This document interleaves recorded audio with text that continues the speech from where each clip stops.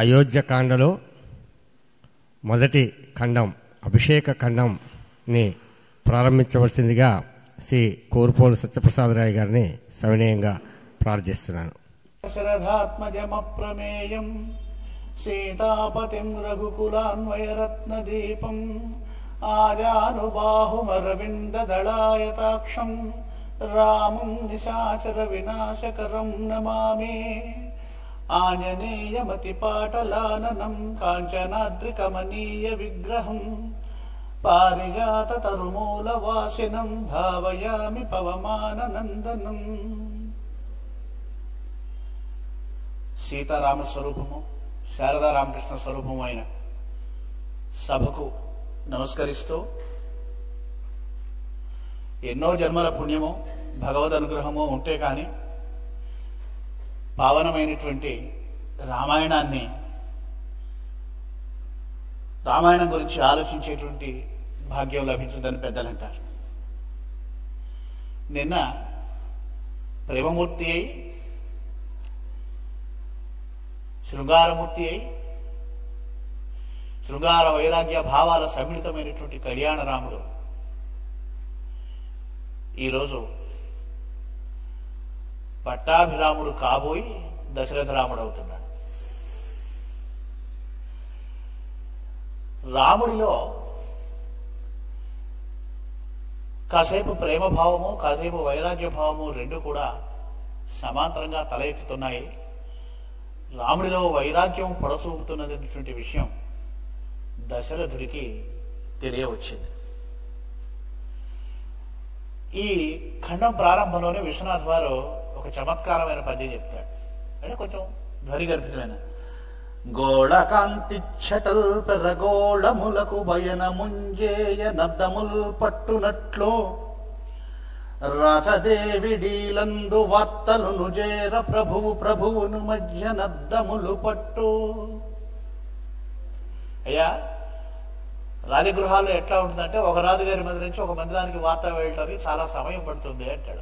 ఆ విషయం చెప్తే చాలా. కానీ ఒక ఉపమానంగా ఏం చెప్పాడంటే, గోళకాంతి చెటలు పెరగోళములకు పయనంబుజేయ నబ్దములు పట్టునట్లు.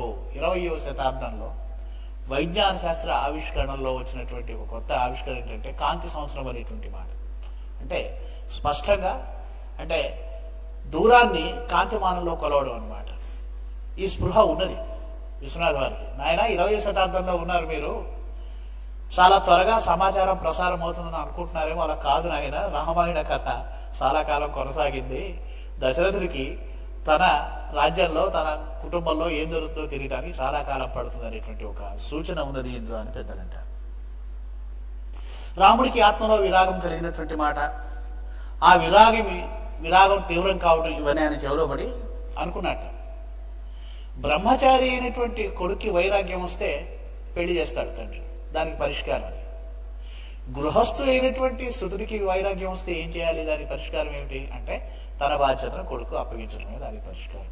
ఇది శాస్త్రం చెప్పినటువంటి మాట అని సమయోచితంగా ఆలోచించి మహాపరిషత్తులో ఒకరోజు సభ తీరి ఉండగా, మహాపరిషత్ అని ఉండేది ఆ రోజుల్లో ఇక్ష్వాకుల రాజ్యపాలనలో. మనం అనుకుంటాం ప్రజాస్వామ్య భావన అనేది ఆధునిక యుగంలో మనకి కొత్తదేని కాదు.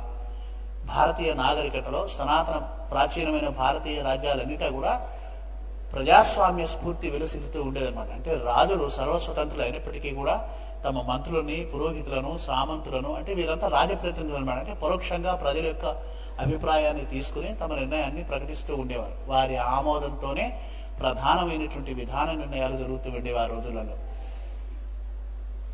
మంత్రులు, ప్రధానమంత్రులు, సామంతరాజులు, పురోహితులు అయిన వాళ్ళందరితో కూడినటువంటి మహాపరిషత్ మధ్యంలో సభ తీరినాడు ఒకరోజు అన్నాడు అన్నమాట. భూమి భారంబు రాముని భుజములందు ఎర్చి విశ్రాంతి బొంద వాంఛింతు నేను, రాముడు సుబాహుతాటకా ప్రాణహర్త, రాముడు వశిష్ఠ పద సమారాధకుండు. అయ్యా, పెద్దల పట్ల గౌరవం అంటే ధర్మాచరణ శీలము ఉన్నది, పరాక్రమం ఉన్నది. అంటే రాజు ఈ నిర్ణయాన్ని ప్రకటిస్తున్నాను, ఈ ప్రతిపాదన చేస్తున్నాను అంటే రెండు ప్రధాన కారణాలు. రాముడు పరాక్రమ సంపన్నుడనే విషయం తాటకవదిలో తెలిసింది నాయన. మీరందరూ చూస్తున్నారు, వశిష్ఠుడిని ఆరాధిస్తూ ఉన్నాడు, ధర్మాచరణశీలి, కనుక ఈ రెండు ప్రధానమైన అర్హతలు రాముడికి అని అన్నాడు. అని ఇంకో మాట కూడా అన్నాడు, ఈ రాజ్యపాలన అనేటువంటి నావుకి చుక్కాని బిగువయ్యా రాముడు అన్నాడు. అనగానే ఒక్కసారిగా ఆ సభలో కలకలం బయలుదేరింది. అంటే రాజుగారి సింహాసనాన్ని అధిష్ఠించి ఉండగా అందరూ లేచి రాజుగారికి ఎదురుగా వాళ్ళలో వాళ్ళు మాట్లాడుకుంటున్నారట. ఆనందంతో కూడినటువంటి గుసగుసలు వినిపించాయి. ఆ గుసగుసలన్నీ చాలా పెద్దగా అయిపోయి చాలా పైదాకా వినిపించాయట. అప్పుడు అంటున్నారట, ఆ పెద్దలందరూ లేచి వాళ్ళందరి తరఫున ఆ సభలో ఉన్నటువంటి ఒక పెద్ద మనిషి లేచి, నే మాటాడిన సవ్వడు తరగలై నీరేగ బంధ్వంశమాలా మార్గం పుల్కరించినవి మాలాబద్ధ సానంద బాష్పామందచ్చవి గందళించినవి సర్వాస్మదృశాశ్రేణులు.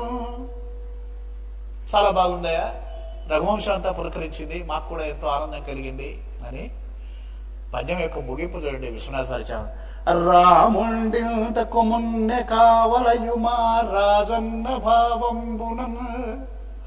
ఓ మహారాజా, అసలు ఇంకా ఆలస్యం చేశారయ్యా మీరు, ఎప్పుడో రాముడు రాజు కావలసింది మా అభిప్రాయం అన్నాడు. ఈయన కొంచెం భృగుటి ముడిపడింది. చాలా సంతోషించాడు దశరథుడికి. అని నేనన్నానని మీరు అంటున్నారా నా మీద గౌరవంతో? అసలు మీకు కూడా రాముడు అంటే ఇష్టం ఉండదా? మీ అభిప్రాయాన్ని చెప్పండి. ఎందుకంటే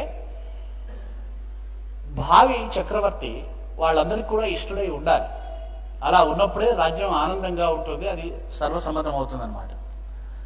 అంటే అక్కడ ఉన్నటువంటి ప్రజలందరూ కూడా ఒక్కొక్కళ్ళు ఒక్కొక్క మాట చెప్పారు. బ్రాహ్మణులు అన్నారట, నానా వేద శిఖారహస్యమయ నిష్ణాతుడు శ్రీరాముడవు, నానా స్వాదు సుధావచ సమయ నిష్ణాతుడు శ్రీరాముడో, తానై రాముడజాంబరీష రఘుమాంధాత్రాది రాజన్య తేజో నిర్ణీత నృపాల భావమతి సంశుద్ధుండ విద్ధాత్ముడు. పరమ పవిత్రుడైనటువంటి వాడయ్యా, అజుడు మాంధాత్ర అంబరీషుడు మొదలైనటువంటి రాజన్యుల వరసలో ఉన్నటువంటి వాడు, వేద రహస్యాలన్నీ తెలిసినటువంటి వాడు, స్వాదు సుధావచ సమయ నిష్ణాతుడు, సమయానికి తగు మాటలాడి అని త్యాగరాజ స్వామి వారు ఒక కీర్తన చేశారు. సమయాన్ని ఎరిగి మాట్లాడటంలో నిష్ణాతుడు ఎవరంటే వచో నిపుణుడు రాముడు, వేద హృదయాన్ని ఎరిగినటువంటి వాడు అని రాముడిలో తాము చూసినటువంటి ధార్మికమైన లక్షణాన్ని సమర్థించారు బ్రాహ్మణులు. అంటే రాముడు మణి లాంటి వాడు, స్ఫటికం లాంటి వాడు. స్ఫటికం లక్షణం ఏంటంటే ఒక ఎర్రని కాగితం మీద పెడితే ఎర్రని కాంతులు ఇస్తుంది, పచ్చిక మీద పెడితే ఆకుపచ్చని కాంతులు ఈనుతుంది. ఒక్కోసారి 7 రంగులు వస్తాయి దాంట్లో, లేకపోతే ఏ కాంతి ఉండదు. స్ఫటిక లక్షణం అది. ఒక్కొక్కళ్ళకి ఒక్కొక్క రకంగా కనిపిస్తుంది రాముడి యొక్క శీలము గుణము. క్షత్రియులు అన్నారట, శ్రీరాముని నేత్రయుగ్మమున ధైర్యశ్రీ మహోరేఖ, ఆయన కళ్ళలోనే అద్భుతమైనటువంటి ధైర్యరేఖ కనిపిస్తుందయ్యా. ఆ రాముడి భుజాలు చూస్తుంటే తెలుస్తుంది ఆయనలో ఎంతటి పరాక్రమం ఉందో, ఎంతటి శౌర్యం ఉందో. కనుక అద్భుతమైనటువంటి క్షాత్ర లక్షణాలు ఉన్నటువంటి వాడు, ఇంతకంటే తగిన వాడు ఎవడు ఉంటాడో మా అంగీకారాన్ని తెలియజేస్తున్నామన్నారు. ముఖ్యమైనటువంటి వాళ్ళు వణికులు అన్నారు, వాణిజ్యవేత్తలు అన్నారు. ఎందుకంటే వాళ్ళు కోశాధ్యక్షులు, కోశ రక్షకులు వాళ్ళు. ఎందుకంటే ఆర్థికమైనటువంటి పరిపుష్టి కూడా చాలా అవసరం రాజ్యానికి. వాళ్ళు అన్నారు, నేల మీద చేసే వ్యాపారంలో కానీ, నీటి మీద జరిగేటువంటి వ్యాపార సంతతుల్లో కానీ అందరూ కూడా రామచంద్రునికి ప్రేయసకులే. అందరిలోనూ రామచంద్రుని అంటే అపరిమితమైనటువంటి అభిమానం ఉన్నది, ప్రేమ ఉన్నది. చిట్టి రఘుత్వహుండు, చూడండి వాళ్ళు కూడా పుత్రభావంతో, చిట్టి రఘుద్వహుండు దయచేసిన చిక్కని యొక్క మాట తాకట్టుగా మహాఖిల జగద్వణిజూత మహేమ రత్నముల్ బుట్టల దట్టలన్ కులిచిపోయుదురు. రాముడు ఒక్క మాట అంటే చాలయ్యా, ఆ మాట ఒకెత్తుగా సమస్త సంపదల్ని బుట్టలు తట్టలుగా హేమ రత్న మణిమయాలన్నింటినీ కూడా తీసుకొచ్చి చేస్తాడు. ఇంతకంటే ప్రజలకు ప్రియమైన వాడు ఉన్నాడా? భూపతి అని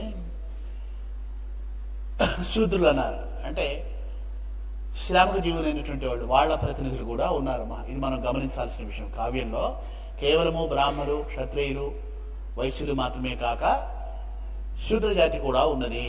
అంటే చతుర్వర్ణముల వారి యొక్క ప్రతినిధులు చక్రవర్తి వారి యొక్క మహాపరిషత్తులో ఉండేవారు. వారన్నారట, వాళ్ళకి ఇవన్నీ తెలియగా పాపం రాముడి యొక్క నడవడి తెలిసిన వాళ్ళు.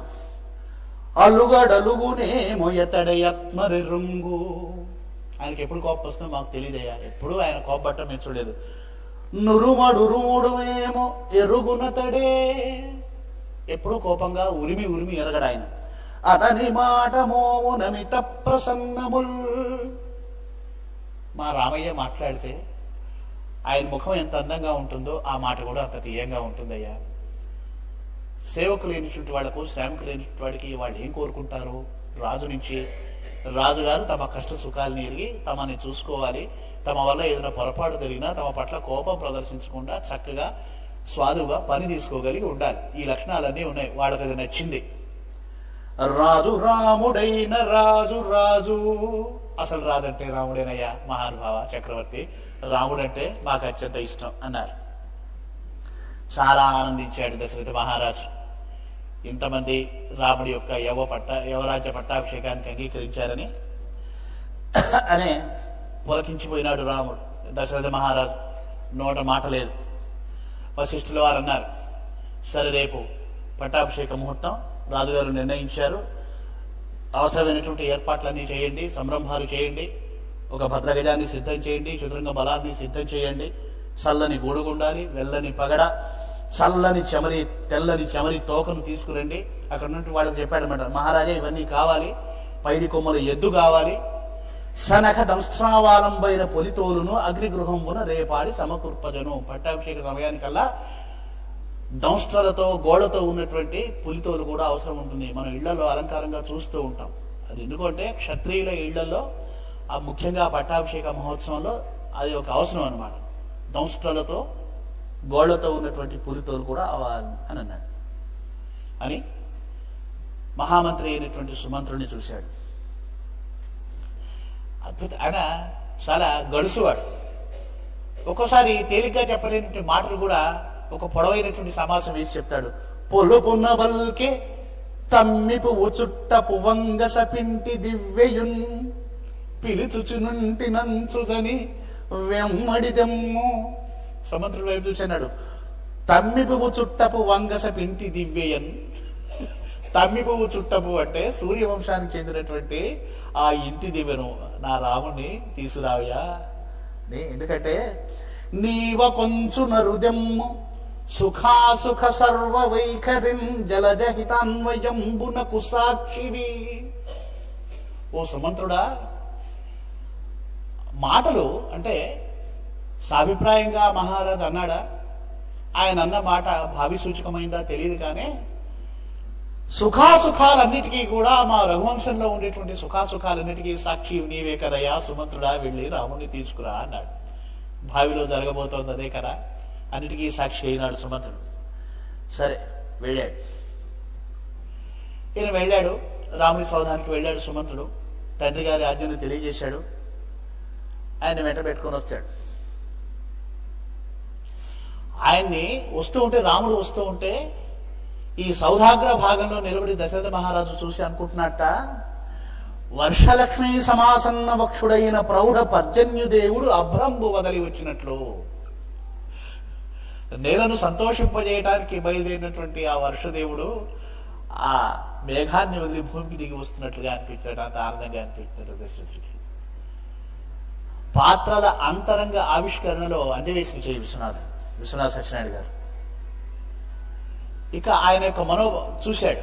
రాముడు చెదురుగా నిల్చుంటే దశరథుడు అనుకుంటున్నట్ట, నిలువెత్తు మనిషి, చెయ్యెత్తు కొడుకు, తనంతటి వాడు. గట్టిగా ఎత్తుకోవాలనిపించింది, ముచ్చటేస్తుంది. కానీ చిటికిన వేలుతో శివుని విరిచిన ఘోరబాహుని ఎత్తుకోనునగునే. రాముని చూడగానే రాముడి పరాక్రమం గుర్తొస్తుంది జనసరికి. ఎందుకంటే కాబోయే రాజు కదా, సమయోచితమైనటువంటి ఉపన్య చూడండి. ఇప్పుడు పసిపిల్లవాడుగా భావన చేశాడు నిన్న మొన్నటి వరకు. ఇప్పుడు ఎప్పుడైతే కాబోయే రాజు అని అనుకున్నాడో, పరాక్రమ సంపన్నుడా కన్నా, ఆహా ఏమి వీడి పరాక్రమం, నా కొడుకే అనుకున్నాను. కానీ చిటికిన వేలుతో శివధనుసుని ఎట్టినాడు కదా, వీడిని ఎత్తుకోవడం సాధ్యమవుతుందా? ధనుజమర్దనం అనుభూతమైంది. తాటకవధతో తన యొక్క పరాక్రమాన్ని ప్రకటించుకున్నటువంటి వాడు. వీడిని దగ్గరగా తీసుకుని బుగ్గను ముద్దు పెట్టుకోవటం బాగుంటుందా? రాజసౌధారి కదా పిలిపించింది. కోసల రాజ్య సింహాసనాధ్యసన తత్కృతుడవుతా. ఇతని ఎక్కింపనగునే ఎత్తుకోవడం బాగుంటుందా? ఎత్తుకోవాలని ఉంది, దగ్గరికి తీసుకోవాలని ఉంది, ముద్దు పెట్టుకోవాలని ఉంది. ఇన్ని చెప్పి తన కాలి చెప్పు రాముని కాల సరిపోవు వయసులో కౌగిలింపంగదగునే. తన కాలి చెప్పు రాముడి కాలికి సరిపోయేటువంటి వయసు వచ్చింది. ఇది మన ఇళ్లలో మనం చూసే చేతికి ఎదిగినటువంటి కొడుకును చూస్తే తండ్రి కలిగేటువంటి ఆనందం అది. తండ్రికి పోటీ వస్తుంటాడు, తండ్రి గారి చెప్పులు వేసుకుని వెళ్తుంటాడు. నాన్న ఈ చొక్కా బాగుంది నేను వేసుకుని వెళ్తున్నా అంటాడు. నాన్నగారి వాహనాన్ని వేసుకుని వెళ్తాడు. వాడు తన వస్తువులకు పోటీగా వస్తున్నటువంటి కొడుకును చూసి తనకు చేతికి ఎదిగి వచ్చాడని తండ్రి సంతోషిస్తూ ఉంటాడు. సరిగ్గా అలాంటి ఒక మధ్యతరగతి తండ్రి మనకు కనిపిస్తున్నాడు మాటదాసరి ఈ పాదంలో. బాగుంది. ఆయన రాముడు పెద్దవాడు అయినాడు కాబట్టి, పసిపిల్లవాడు కాదు కాబట్టి, పొంగులు వారుతున్నటువంటి ప్రేమను అదిమి పట్టుకొని రాముడు చేసినటువంటి అంజలిని స్వీకరించి ఆ అంజలించినటువంటి రాముడి చేతుల్ని తీసుకొని ముద్దు పెట్టుకున్నాడు. రాముడిని ముద్దు పెట్టుకోవాలనుకున్నాడు, సభా మర్యాద కాదని రాముడి చేతుల్ని ముద్దు పెట్టుకున్నాడు. అప్పుడు ఆయన అన్నాడు, రామచంద్ర, నీకు యువరాజ్యం పట్టాభిషేకం చేయాలని రాజుగారు సంకల్పించారయ్యా అన్నాడు.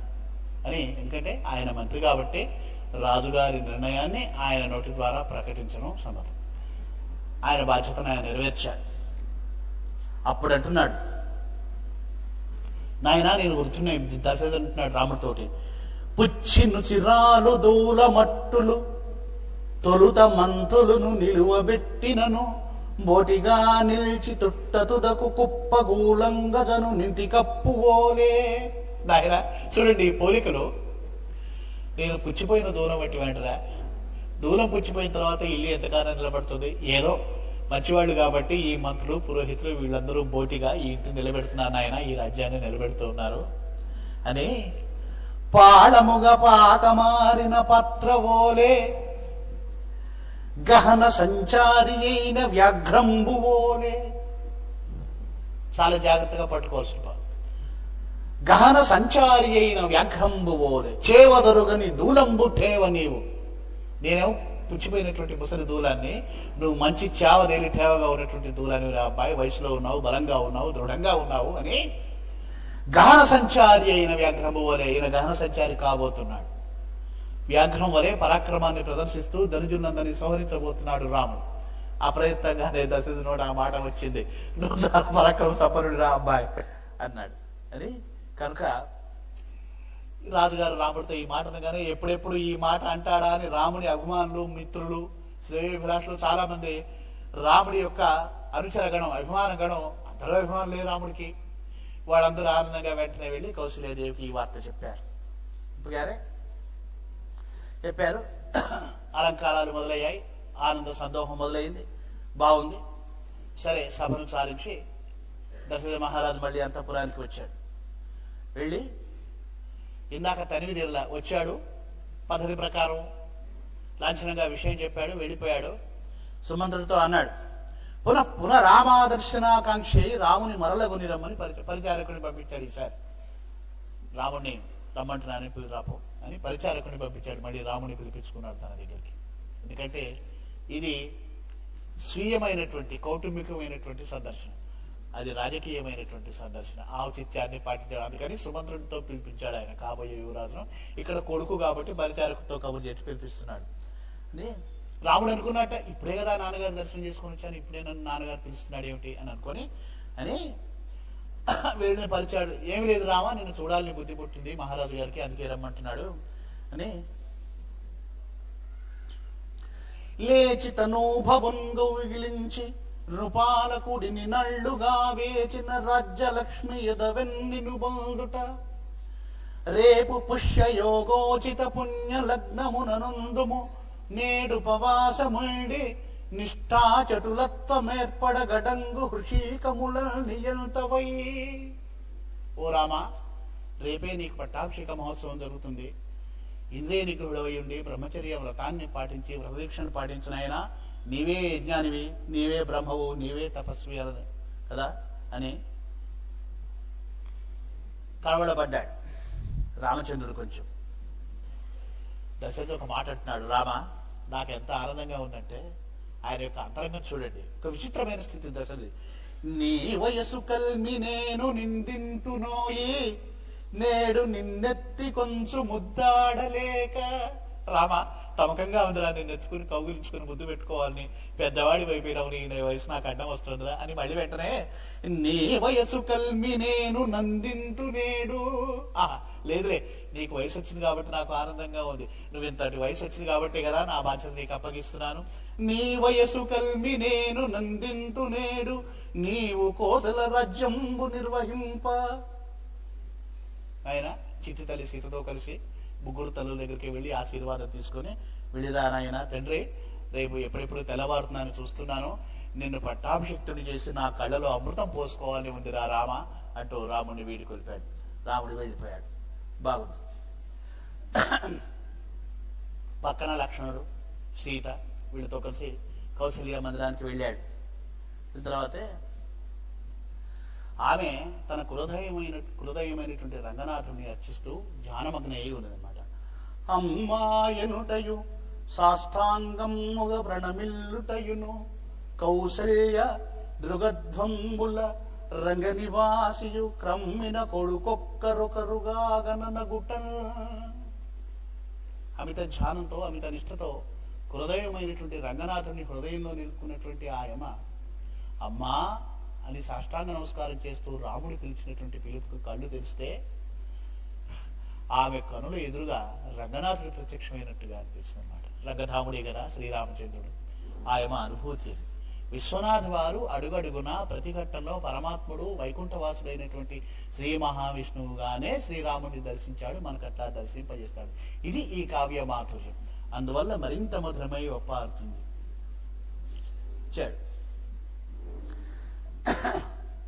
చెప్పాడమ్మా, రేపు నాకు పట్టాభిషేకం నాన్నగారు ఆనందించారమ్మా, నీ ఆశీస్సులు తీసుకోమన్నారు, సీతతో ఏమేం చేయించాలో నీవు చేయించు, నన్ను అనుగ్రహించు, ఆశీర్వదించు అన్నాడు. అమ్మ అంటుంది, 24 గేళ్లుగా నిదెప్పుడటంచు కన్నులందరచి ప్రతీక్ష చేయుదుగదే జగదేక ధనుష్కళానిధి. ఓ జగదేక శౌర్యమూర్తి, రామ ఎంత చల్లని వార్త చెప్పేవారు. 24 ఏళ్లుగా ఈ వార్త కోసం ఎదురు చూస్తున్నాను నాయన. విరిచిన వెండి కొండ దొర వింటిని గాని చూడలేదు, అరుత వహింప ధాత్రిగనులారగజూతును రా కుమారక. ఎప్పుడో నువ్వు ఆ శివుడి విల్లు విరిచావని నీ ధను పరాక్రమం గురించి చెప్పుకోవడం విన్నాను గాని కళ్ళారా చూడలేదురా నాయన. నీవు బాణాన్ని ధరించి పరాక్రమవంతుడై రాజ్యాన్ని పాలన చేస్తుంటే చూడాలని ఉందిరా, నా కళ్ళ కోరిక తీరుతోంది అని అన్నాను. అని నాయన, ఎప్పుడు నీడలాగా నీ వెన్నంటి ఉండేటువంటి వాడు లక్ష్మణుడు గొడుగులాగా గొడుగు బెత్తముగా ధర ఏలుకున్నాయన. మీరిద్దరూ కలిసి మేము ఉద్ధరమైపోయాము, మీ నీడలో మేము హాయిగా సేద తీరుతాను రా అని చాలా హాయిగా పలికితే రాముడి యొక్క ప్రేమ చూడండి. అనరాముడు లక్ష్మణు చేకుని కౌగిలిగాగా నెదురుకుని లచ్చి. చూడండి ఎంత హృదయంగమైనటువంటి సంబోధన, ఆప్యాయం అన్నమాట. అంటే ఇప్పుడు కూడా లచ్చి రాదని రాముడైన ఎడ రాదని లక్ష్మణుడేల కాదు రాయని యొత్తెన్. ఓ లక్ష్మణ, నేను రాజునైతే నువ్వు రాజు కాకుండా పోతావట్రా, మనం రాజునయ్యానురా అన్నట్లా. చూడండి ఎంత ప్రేమాస్పదులు అన్నాడు. సరే వెళ్ళిపోయాడు. అమ్మ దగ్గర సెలవు తీసుకొని వెళ్ళాడు. అయోధ్యానగరం అంతా కూడా సకల పరివార జనము, అంతఃపురంలో ఉన్నటువంటి జనం అందరికీ విషయం తెలిసింది. రాజకుటుంబం అంతా ఆనందంగా అయోధ్యానగరం అంతా కూడా ఎప్పుడెప్పుడు తెల్లవారుతునో ఒక అద్భుతమైన అయోధ్యానగరం యొక్క మానసిక స్థితిని చెప్పాడండి సమస్త ప్రకృతి. అయోధ్యానగరము ఎంత ఆనందంగా ఎదురు చూస్తున్నాయో చెప్తాడు విశ్వనాథ్ గారు. ఎప్పుడు తెల్లవారు నేయంచునంత తొందర పడలేదు సుందరులు మున్ను. ఉన్నటువంటి సుందరీమణులందరూ కూడా ఆ పట్టాభిషేక మహోత్సవంలో తమ సౌందర్యాన్ని ప్రకటిస్తూ రాముడి యొక్క మహోత్సవాన్ని వెలిగించడమే తమ సౌందర్యానికి ప్రయోజనం అని అనుకొని ఎప్పుడెప్పుడు తెల్లవారుతుందా అంటూ ఎదురు చూశారట. అంత కనురెప్పమూయకపోవుటను బాధలేకపోవుట చూడలేదు మున్ను. ఆనందంతో నిద్రపట్టని రాత్రి ఇది. సంతోషంగా ఉంది, కన్ను మూయలేదు, కానీ నిద్ర పట్టలేదు. ఆనందంగా ఇట్లాంటి అనుభవం ఎప్పుడు కలదు. అంతరేజాము జామై నిమేషము నిమేషంబైన యొరయక చనదు మున్ను. ప్రతీక్షలో ఉన్నారు, ఎదురు చూపులో ఉన్నారు, తొందరగా కాలం గడవటలేదు. అంత యుత్సవరేఖత గురాత్రికాల ఝరీదారణము పుట్టలేదు మున్ను. ఆ నిరీక్షణానందాన్ని ఆ అయోధ్యానగరం అంతా చూస్తుంది అని ప్రతీక్షాబ్ది వేలయ్యే ఎదురు చూపులని ఒక సముద్రం అంత విశాలమైపోయాయట అయోధ్య నగరానికి. అంత ఆనందంగా ఎదురు చూస్తున్నాం అయోధ్య అంతా కూడా. సకల భూమండలం కూడా రాముడి యొక్క పట్టాభిషేక మహోత్సవం కోసం ఎదురు చూస్తుంది. ఇక ఇక్కడ ఇలా ఉంటే రామాయణం ఇలా ఎదుర్కొంటుంది. రాముడు ఉపవాసం చేసి ప్రాణాయామ దీక్షలో ఉన్నాడు. రాత్రి 3వ యామంలో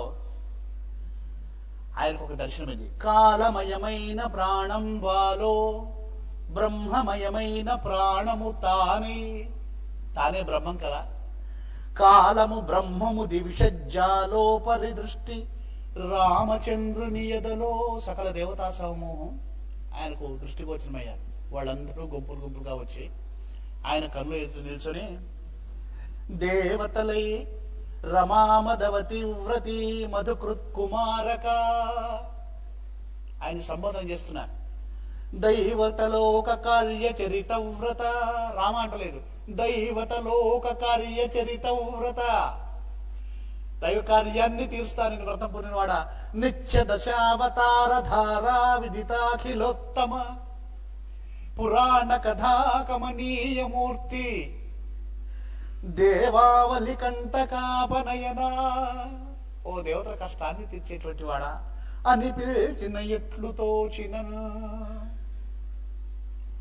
పరదుఃఖ అసహిష్ణువు విష్ణువు. ఎవరి దుఃఖాన్ని సహించలేడు, దేవతల దుఃఖాన్ని ఎంత మాత్రమూ సహించలేడు. దేవతలందరూ నాయన ఏం చేశావు మమ్మల్ని అని వినమించుకున్నట్టు. ఆరనియచ్చమైన తెలివైసని లోన వివర్తమానుడై తన లోపలికి తాను తొంగి చూసుకుంటున్నట్టు విష్ణుమూర్తి. శ్రీ రఘురామమూర్తి తన చేతమునందున తంత్రి విక్రమాకారు నిగారచించి సురకాండములోచన పుండరీకమాలా రుచిరచ్చ వింగని విలాస హరింబలనైన ఎట్లుగా. వామనావతార ఘట్టంలో దేవతలందరూ తను ప్రార్థిస్తే ఎట్లా ఆ యొక్క ఘట్టం ఆయనకు గుర్తొచ్చింది.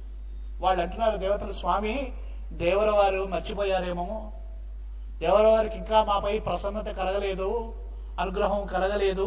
ఓ నిర్వికార సత్తా మహనీయవార్ధికిని, సత్ అయినటువంటి వాడు, కేవలుడైనటువంటి వాడు, సత్తా మహనీయవార్ధికిని దానవ సింహము పంక్తి కంధరుండేమైపోయే.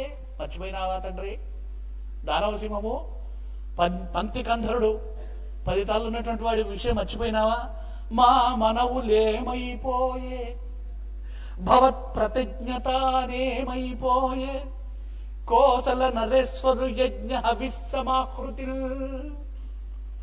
కోసలేశ్వరుడు యజ్ఞం చేసిన సమయంలో నీవు మాకు ఇచ్చినటువంటి వాగ్దానము ఏమైంది తండ్రి? ఏమైపోయింది నాయన నీ ప్రతిజ్ఞ అని ఒక మాట అంటున్నారు. ఓ ప్రభు, ఓ వైకుంఠవాసి, ఓ విష్ణు, చీ ఏలిక కుంధరావలయమేలుట ఇష్టమయ్యేని విరయేళ్ళేలగవచ్చు. ఓ బారు బాబా, రాజ్యపాలన కావాలనుకుంటే అనంత కాలస్వరూపుడు నీవు తండ్రి, నీకేం కొరత? ఎప్పుడైనా నువ్వు రాజ్యపాలన చేసుకోవచ్చు. నేడు జగమేలగవచ్చును ధర్మ కష్టపై వ్రాలి నదాన వేషు నొకవాలిక తూపు నగూల నీసి. ఎంత పనయ్యా!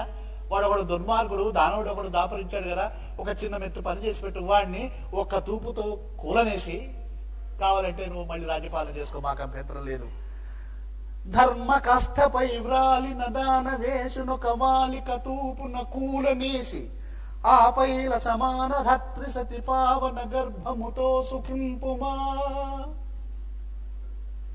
స్వామి ఎంతకాలం అంటే అంతకాలం రాజ్యపాలన చేసుకోవయ్యా, మాదొక్క పని. మామూలుగా అధికారి దగ్గరికి వచ్చిన వాళ్ళు ఆయన ఎంత అయ్యా మా పని ఎంతసేపు అండి, ఒక్క నిమిషం మీరు సంతకం పెడితే మేము వెళ్ళిపోతాం అంటారు. అట్లాగే ఒక్క బాణంతో అంత తేలికటండి, ఒక్క బాణంతో వాడిని కూలవేయరాదా, మేము హాయిగా నిశ్చితగా వెళ్ళిపోతాం అని అన్నాడు. అంటే ఈయన అనుకుంటున్నాడు ఆత్మబంధువులైన వాళ్ళందరూ ఏగుదించి మాట్లాడినట్లుగా అనిపిస్తుంది. ఆయన యొక్క సమాధిష్ట చెదిరిపోయింది, భంగమైంది.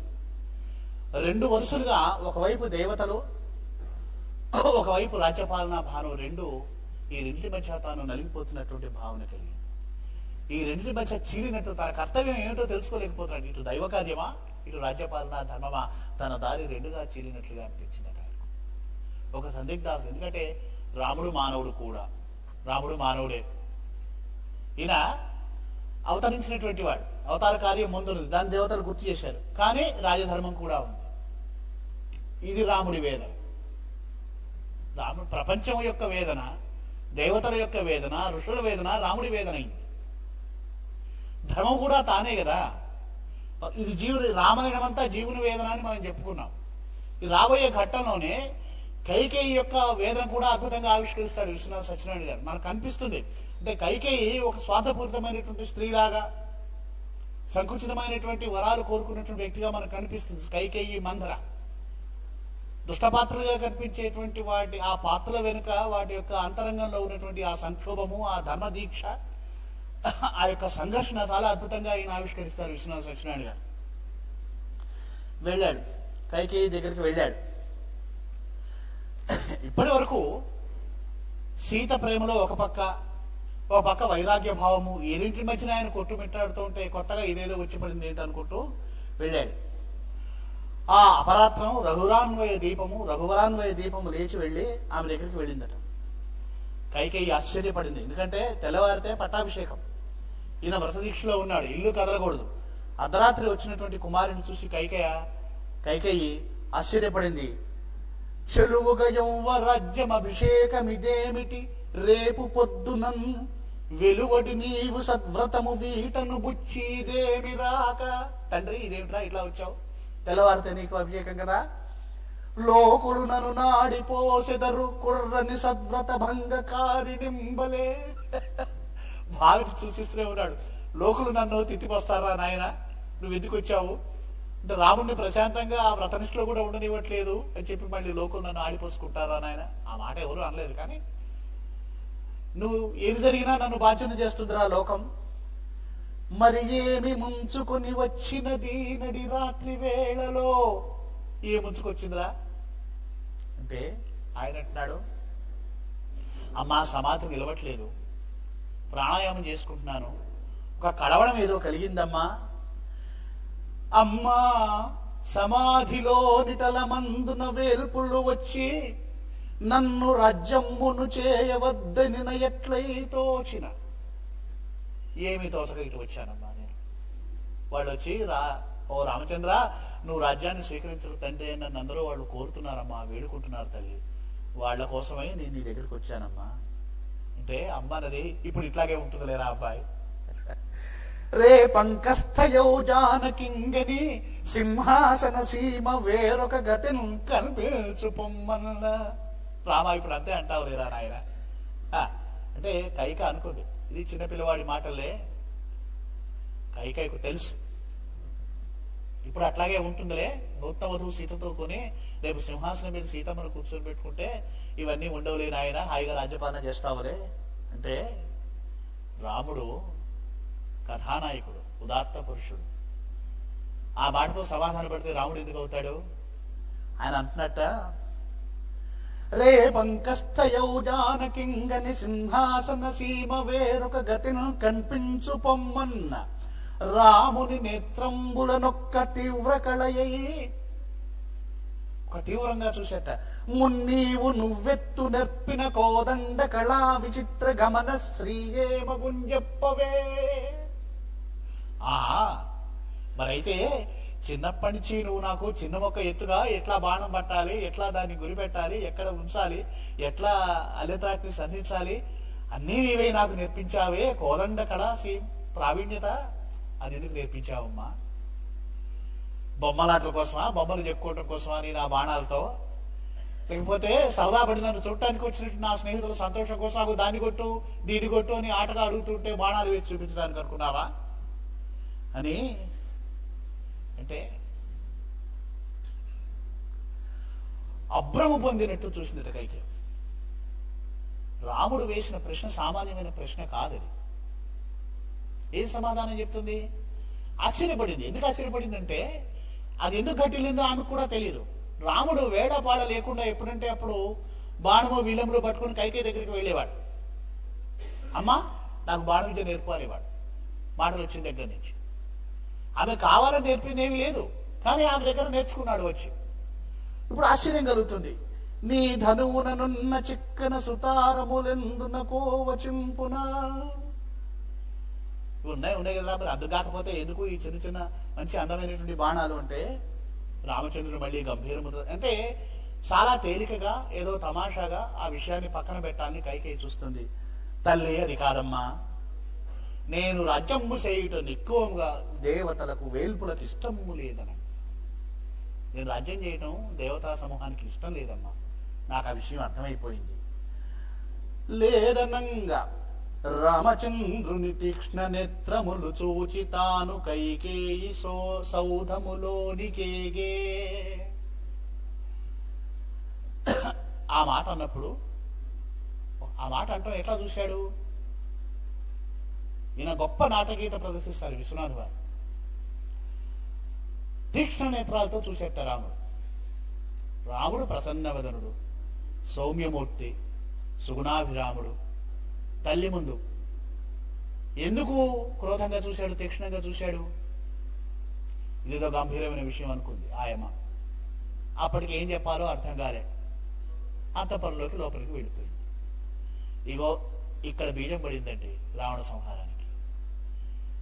జరగబోయేటువంటి కథకు బీజం ఇక్కడ పడింది. కవి ఇంత చాలా అద్భుతంగా, ఇంత నర్మగర్భంగా, ధ్వనిమండితంగా సూచించాడన్నమాట. ఎందుకంటే కైకేయిలో కూడా ఒక సంఘర్షణ ఉంది. కైకేయి ప్రయోజనం అది. సరే, ఆయమ వెళ్ళిపోయింది. అయోధ్య నగరం అంతా కూడా అలంకారం చేసి ఉంది. ఆ పౌర సంతతి అయోధ్య వీధిలో సంచరిస్తూ ఉన్నారు. చీమలు తెల్లవారింది. చీమల బారులు తీరినట్టుగా అందరూ కూడా ఎవరికి వాళ్ళు సంభారాలని మోసుకుని ఆ ఉత్సవానికి, ఆ మహోత్సవానికి సిద్ధమవుతూ ఉన్నారు. వెళుతూ ఉంటే కైకేయి యొక్క దాసి మందర సుడియన్ సౌధముపైకి నారు బయలంచుంబోయి తాగాంచుచున్. ఆ సౌధం మీదకి ఎక్కి ఆ సందోహాన్ని చూసి, ఏమిటి అయోధ్య ఇంత ఆనందంగా ఉంది ఏమిటి? మందర పాత్రను ఒక మత్సరగ్రస్తమైనటువంటి స్త్రీగా లోకం అనుకుంటుంది. నిజంగా మత్సరగ్రస్తమైనటువంటి స్త్రీ, మత్సర్యంతో నిండినటువంటి దాసి. ఆమె నాలుక మీద దేవతల ప్రార్థన చేత సరస్వతీదేవి కూర్చుని మందర చేత మాట్లాడిస్తుంది అనమాట. రాముడు నిర్వహించవలసినటువంటి దైవ కార్యాన్ని సంపన్నం చేయడం కోసమో, రాముడి యొక్క వనవాసాన్ని ఫలింపజేయడం కోసం మందర నాలుక మీద సరస్వతీదేవి కూర్చుంటుంది అనమాట. అది చూచింది. చూసి ఎంత అద్భుతంగా ఆవిష్కరిస్తాడంటే ఈయన, తన జనిహేతు వైచనిన దైత్య గుణంబది పొంగి, పుట్టుకతో వచ్చినటువంటి దుష్ట సంస్కారం అది. రామచంద్రుని అభిషేకమంచని ఎరుంగకయే సహజ కృధామతింజని. అంటే రాముడి పట్టాభిషేకం ఇంకా మందరికి తెలియలేదు. ఏదో ఆనందం జరుగుతుంది. అందరూ నలుగురు పచ్చగా సంతోషంగా ఉంటే దానికి సంతోషం కలగదు, బాధ కలుగుతుంది. అది మందర యొక్క మనస్తత్వం. ఎవరినో అడిగింది, ఏమిటి సందేహం హడావుడిగా ఉందని. పరిచారికా సమితి కనుగొని అంటాడు, అభిషేక వార్త విని భుజగీ విషం ఎక్కిన ఎట్టులెక్కిన. పాము విషం చర్రను పైకి వారినట్టు కోపం పైకి ఎక్కిందట మందరికి. ఏమంటే రాముడి యొక్క అభిషేక వార్త పాము విషం లాగా ప్రాకిందా మందరికి. అంటే ప్రతికూల పాత్రలుగా కనిపించేటువంటి ఈ దాసి పాత్ర ద్వారా ఒక మహాప్రయోజనాన్ని కవి సిద్ధింపజేస్తున్నాడు. ఇక కైకేయి దగ్గరికి వెళ్తుందండి. కైకేయికి బోధన చేస్తుంది మందర. అయితే ఒక ప్రశ్న వస్తుంది, కైకేయి మందర బోధలకు ఎందుకు లోబడింది? దాసి కదా. ఎందుకంటే మందర కైకేయితో మాట్లాడే మాటలు అలివిగాని మాటలు ఉంటాయి. ఒక తల్లి బిడ్డను తిట్టినట్టుగా ఉంటుంది, అత్త కోడలు తిట్టినట్టుగా ఉంటుంది, దాసి రాణిగారితో మాట్లాడినట్టు ఉండదు. ఎందుకంటే కైకేయి చిన్నప్పటి నుంచి తల్లికి దూరమైంది, మందర పెంపకంలోనే పెరిగింది. కనుక దాసి అయినప్పటికీ మందరికి కైకేయి మీద అమితమైనటువంటి చనువు, అధికారం, మాతృవాత్సల్యం కూడా ఉంది కైకేయికి మందర అంటే. వారిద్దరి యొక్క ఆ సంబంధం ఎంత దూరం వెళ్ళిందంటే, రాజుగారితో నువ్వు చనువుగా ఉండొద్దు అంటే చనువుగా ఉండదు కైక. అంతగా కైకేయి మీద అధికారాన్ని పొందగలిగినటువంటి వ్యక్తి. తల్లుల పాలనకు దూరమైనటువంటి గొప్ప ఇంటి బిడ్డలు ఇలా చెడిపోతారు అనేటువంటి సూచన కూడా ఉంది. ఆనాడు అలాంటి ధనికుల కుటుంబాలు అట్లాంటి ఆ పరిస్థితులు ఉండేవి. ఆయన సమకాలీన సమాజంలో ఉన్నటువంటి అనేకమైన సామాజిక చెడుగుని దృష్టిలో పెట్టుకున్నాడు విశ్వనాథ సత్యనారాయణ గారు. కైకేయిలో మనకి అది కనిపిస్తుంది. అంటుందండి ఆవిడ, దౌర్భాగ్యమాకారమైన దాన ఇంకా నిద్రపోతున్నావా, నీకు ఇట్లా ఎట్లా నిద్రపడుతుంది, దరిద్రురాల. ఈ పదాలు ప్రత్యక్షంగా చూడు.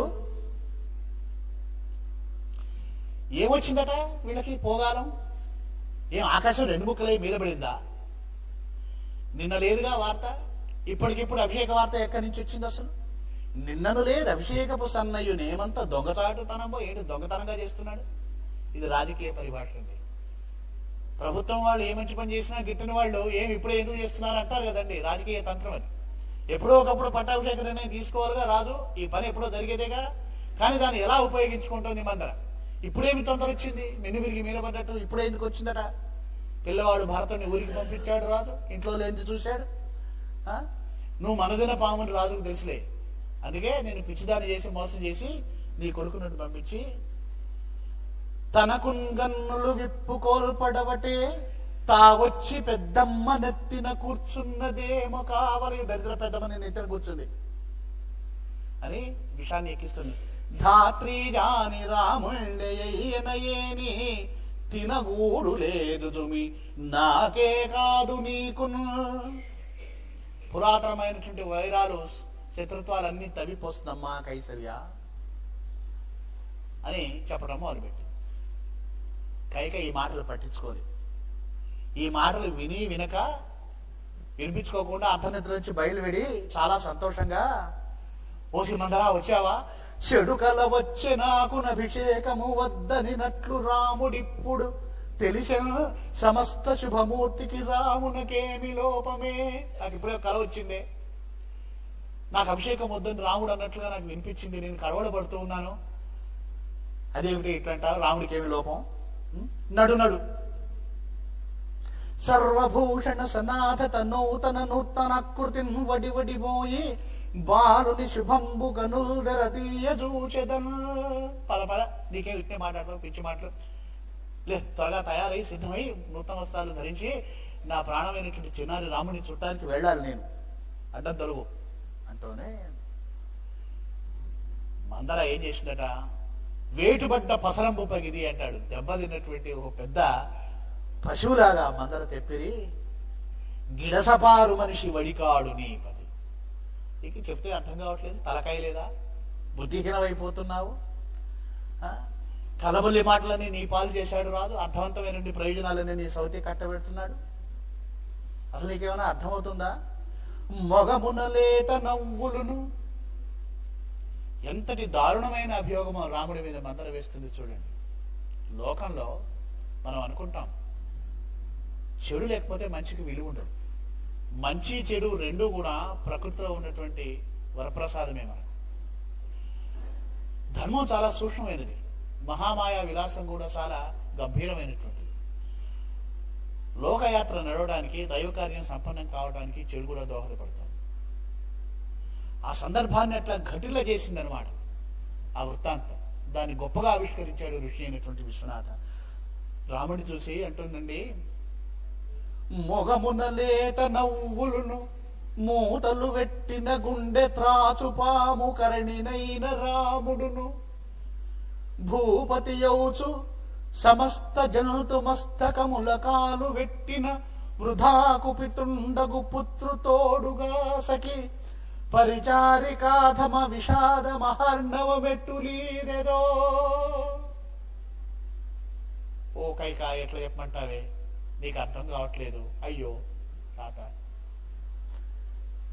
పైకి లేత నవ్వులా మొహం మీద అందంగా, లోపల బుట్టలో లోపల పామును పెట్టి మూత పెట్టినట్టుగా లోపల విషాన్ని దాచుకున్నాడే రాముడు. అట్లాంటి క్రూరుడు అయినటువంటి రాముడి పాలనలో ఆయన సమస్త జంతుతత్తుని పీడించబోతున్నాడు. ఇక సౌతి అయినటువంటి నిన్ను, నీ కొడుకు ఈ విషాదాన్ని నువ్వు ఎట్లా ఇస్తావు కదా అంటే, ఇంత తీవ్ర స్థాయిలో ఒక బీజాన్ని వేస్తే తప్ప, చెడును విషాన్ని నింపితే తప్ప కైకేయిలో మార్పు సంభవించదు. ఎందుకంటే అప్పటికి కైకేయికి ఎంత ప్రేమ అంటే రాముడి మీద, ఊరుకోవే అట్లా అంటావు, భరతుడు రాముడు, రాముడే రాజవుట మేలు, రాముడు రాజైతేనే మేలు కదా. అసలు రాజై నీ భరతుడు నా భరతుడు రాదీయునో స్వర్గములు. భరతుడు రాజైతే రాముడి కంటే ఎక్కువగా స్వర్గాన్ని ఏమైనా తీసుకొస్తాడా? నాకేమన్నా మేలు జరిగేది ఏమైనా ఉందా? రాముడు కావటం వల్ల నేను నష్టపోయేది ఏమైనా ఉందా? ఏమిటి పిచ్చి మాటలు, ఏముందుకు రాముడి పట్ల నీకు వైషమ్యం అని. అయినా మందర ఊరుకులే, ప్రియమైన మాట చెప్పితి రయమున నేనగను గొమ్ము రావే అని. నన్ను ఈ మాటని ఏదైనా చాలా మంచి మాట చెప్పావులే మందర, మందర యొక్క దౌష్ట్యాన్ని పట్టించుకోవట్లే కైకేయి. చాలా చక్కటి మాట చెప్పావు, ఇగో ఈ సొమ్ము తీసుకో అంటే, భయకోప వివశ మందర అయో అయో ఎనుచు నేడ్వనారంభించెను. కైకేయిని ఎట్లయినా ముగ్గులోకి దించాలి, ఏడుపు మొదలుపెట్టి. మనం ఒక మాట వాడతాం ఆంగ్లంలో, ఎమోషనల్ బ్లాక్ మెయిలింగ్ అంటారు. మనుషులు మామూలుగా వాదనకు లొంగనప్పుడు వాళ్ళ ఉద్వేగాలను తట్టి లేపి మనకు వశవర్తులు చేసుకుని వాళ్ళ ద్వారా మనం పని చేసుకోవడం అన్నమాట. ఆ కైకేయి వదులుకున్నటువంటి ఆ నగను తీసుకొని కోపంగా దూరానికి విసిరి కొట్టి, నీకు అసలు కైకేయి నీకు అర్థం అని ఏడుస్తూ ఏడుపు నాపుకొని, సవతి శత్రువు అయితే సవతి కొడుకు ఏమవుతా నీకు ఆలోచించు ఒకసారి. నృపుడు గద్దెపై నేను నిలువద్రొక్కి కొనంగా నేమి ఏమి చేయునట్లు చెప్పు.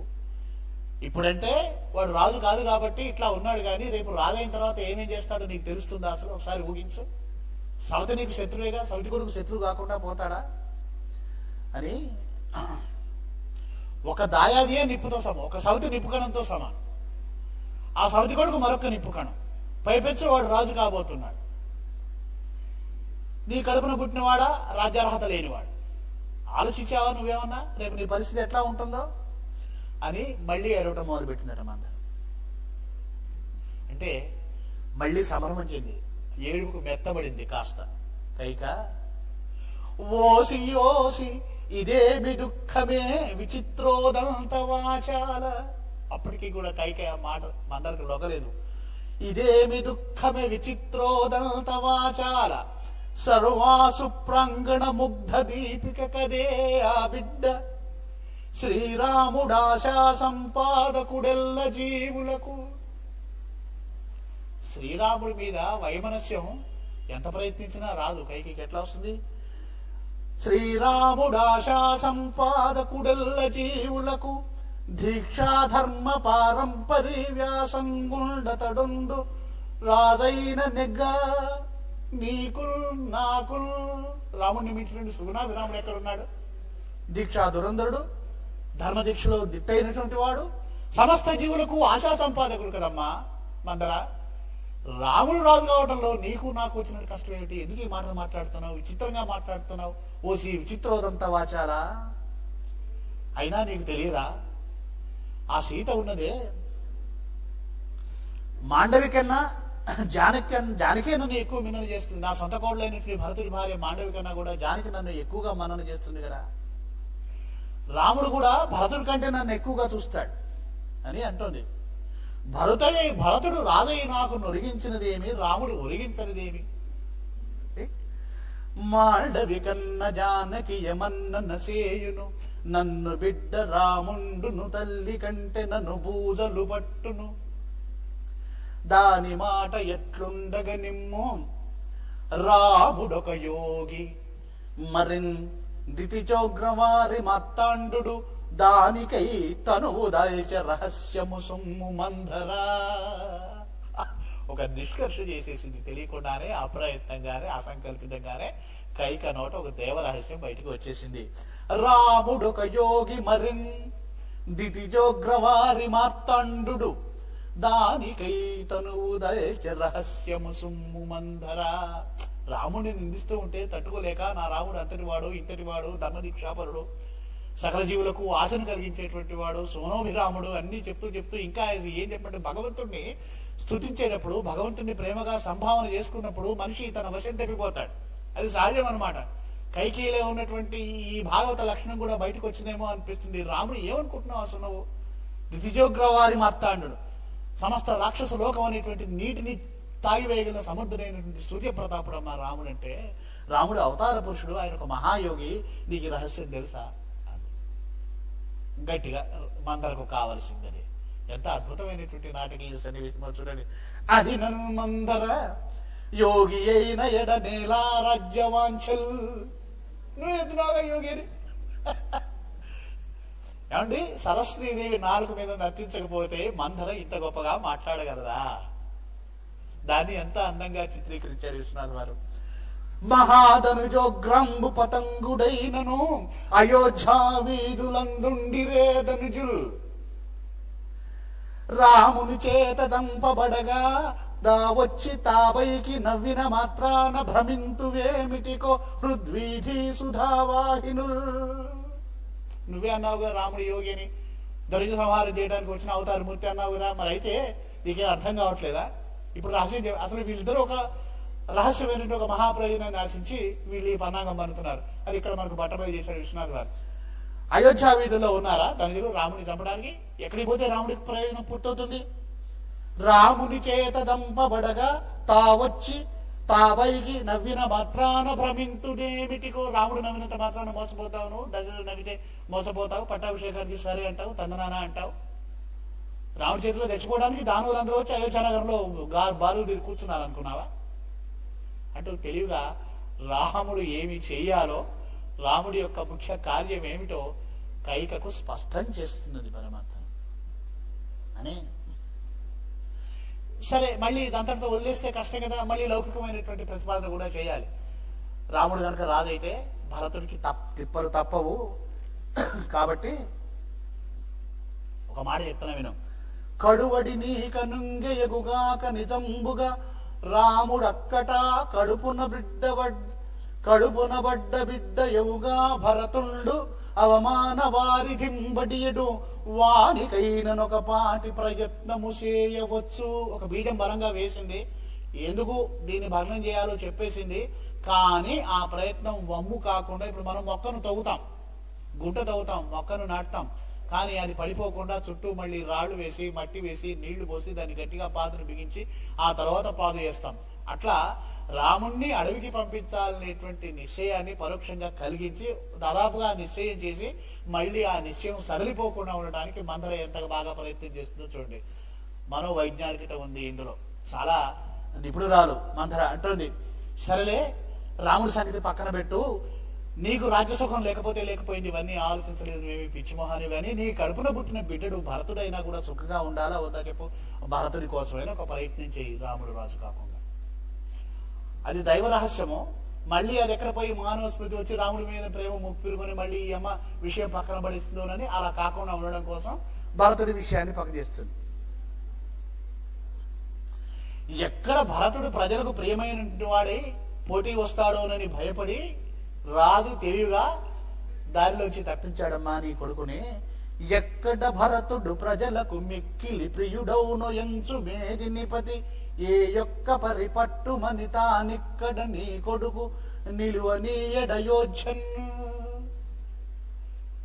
మామూలుగా మేనమాలు గారు తీసుకెళ్తే మేనమాలు తీసుకెళ్తే వెళ్ళాడు అయోధ్యకు. దానిని ఎట్లా తనకు అనుకూలంగా చెప్తుంది అని కైకలో పౌరుషాన్ని అభిజాత్యాన్ని రెచ్చగొడతావు. ఈసేగి అయితే నువ్వు అన్న మాటలు నిజమే అయితే మరి సౌమిత్రి లక్ష్మణుడికి కూడా ఇది ఉండాలి కదా, సుమిత్ర కూడా ఇట్లా ఆలోచించాలి కదా అంటే, ఈసేగి సౌమిత్రికేల లేదన్న చీమును నెత్రు దచ్చిన వనిత తల్లి. అచ్చ తెలుగు పదజాలాలు చూడండి. ఏమండి, మనకు నచ్చితేనేమో ఆమె సౌమ్య సంపన్న, సజ్జన, సత్వగుణ సంపన్న అని పొగుడతారు లోకంలో. మనకు నచ్చకపోతే ఆ సద్గుణాన్ని కూడా దుర్గుణంగా భావన చేస్తుంది లోకం. ఈసేగి సౌమిత్రికేల లేదన్న చీమును నెత్రు చచిన వనిత తల్లి ఆ తల్లి కొడుకు తానటరాగెను రామునట రాజ్యకాంక్ష లేదా కథాన అగుభీతియును లేదా. ఎప్పుడు రాముడిని నెట్టి పెట్టుకుని అంటగాగటం ఇదొక అననుకూలమైన అంటే విపరీతార్థాన్ని అంటగాగటం అనమాట. అంటే చెడు కూడా సమర్థించేవాడు. అంటగాగునట రాజ్యకాంక్ష లేదా కథానగు భీతియును లేదా ఆ సర్వమైనట్టి భయమును సిద్ధించే భరతునల్దా. ఓ కైక, ఓ పిచ్చిదానా, ఆ సోయి లేదు, లక్ష్మణుడికి లేదు, సౌమిత్రికి లేదు. అందుకన్నా ఆ భయం మరింత రెట్టింపై నీ కొడుకు మీదికి వచ్చింది, నీ మీదికి వచ్చింది. పట్టంబు లేనట్టి భరతునకును ప్రాణములు దక్కవలెనన్నబోయి వనములందు నివసింపమేలు రామాధిపత్యమైన నేల సోపద్రవం మహితతికి. నీ కొడుకు క్షేమంగా ఉండాలంటే రాముడు ఇక్కడ లేకుండా అడవులకు పోవడమే మేలు జరగవలసింది అని. ఇప్పటికీ ఒక నిశ్చయానికి వచ్చిందిగా కైకేయి. ఇందాక ఆ సంభాషణలో అన్నది కదా, రాముడు అవతారమూర్తి అంటే మరి అయితే దాన్ని అన్నారు కదా.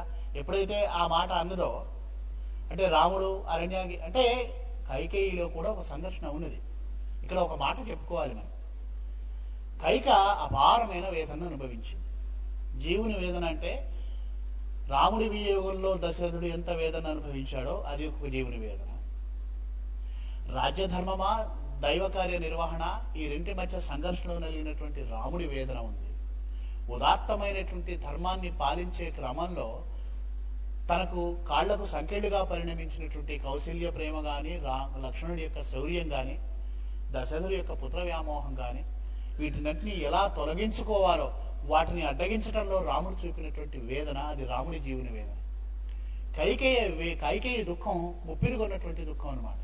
ఎందుకంటే తను చేయబోయే పనికి పతి తనకు దూరం అవుతాడు, తనకు వైధవ్యం సంప్రాప్తిస్తుంది. అన్నిటికీ మించి ప్రాణప్రదమైన రాముడు తనకు దూరం అవుతాడు. ఈ దుఃఖం ఉంది కైకేయి గుండెలో. పతి వియోగ వ్యధ తనను బాధిస్తుంది, పతికి దూరం అవుతుంది. బతికున్నంత కాలము అయోధ్య నగరము లోకము కైకను తిట్టిపోస్తుంది. రాముణ్ణి అడవులకు పంపించినటువంటి రాక్షసి స్వార్థపరురాలు, మత్సరగ్రస్తురాలు. ఇన్ని దుఃఖాలని మోసి దశరథుడు పైకి విలపించాడు. కౌశల్య తన దుఃఖాన్ని రాముడితో చెప్పుకున్నది.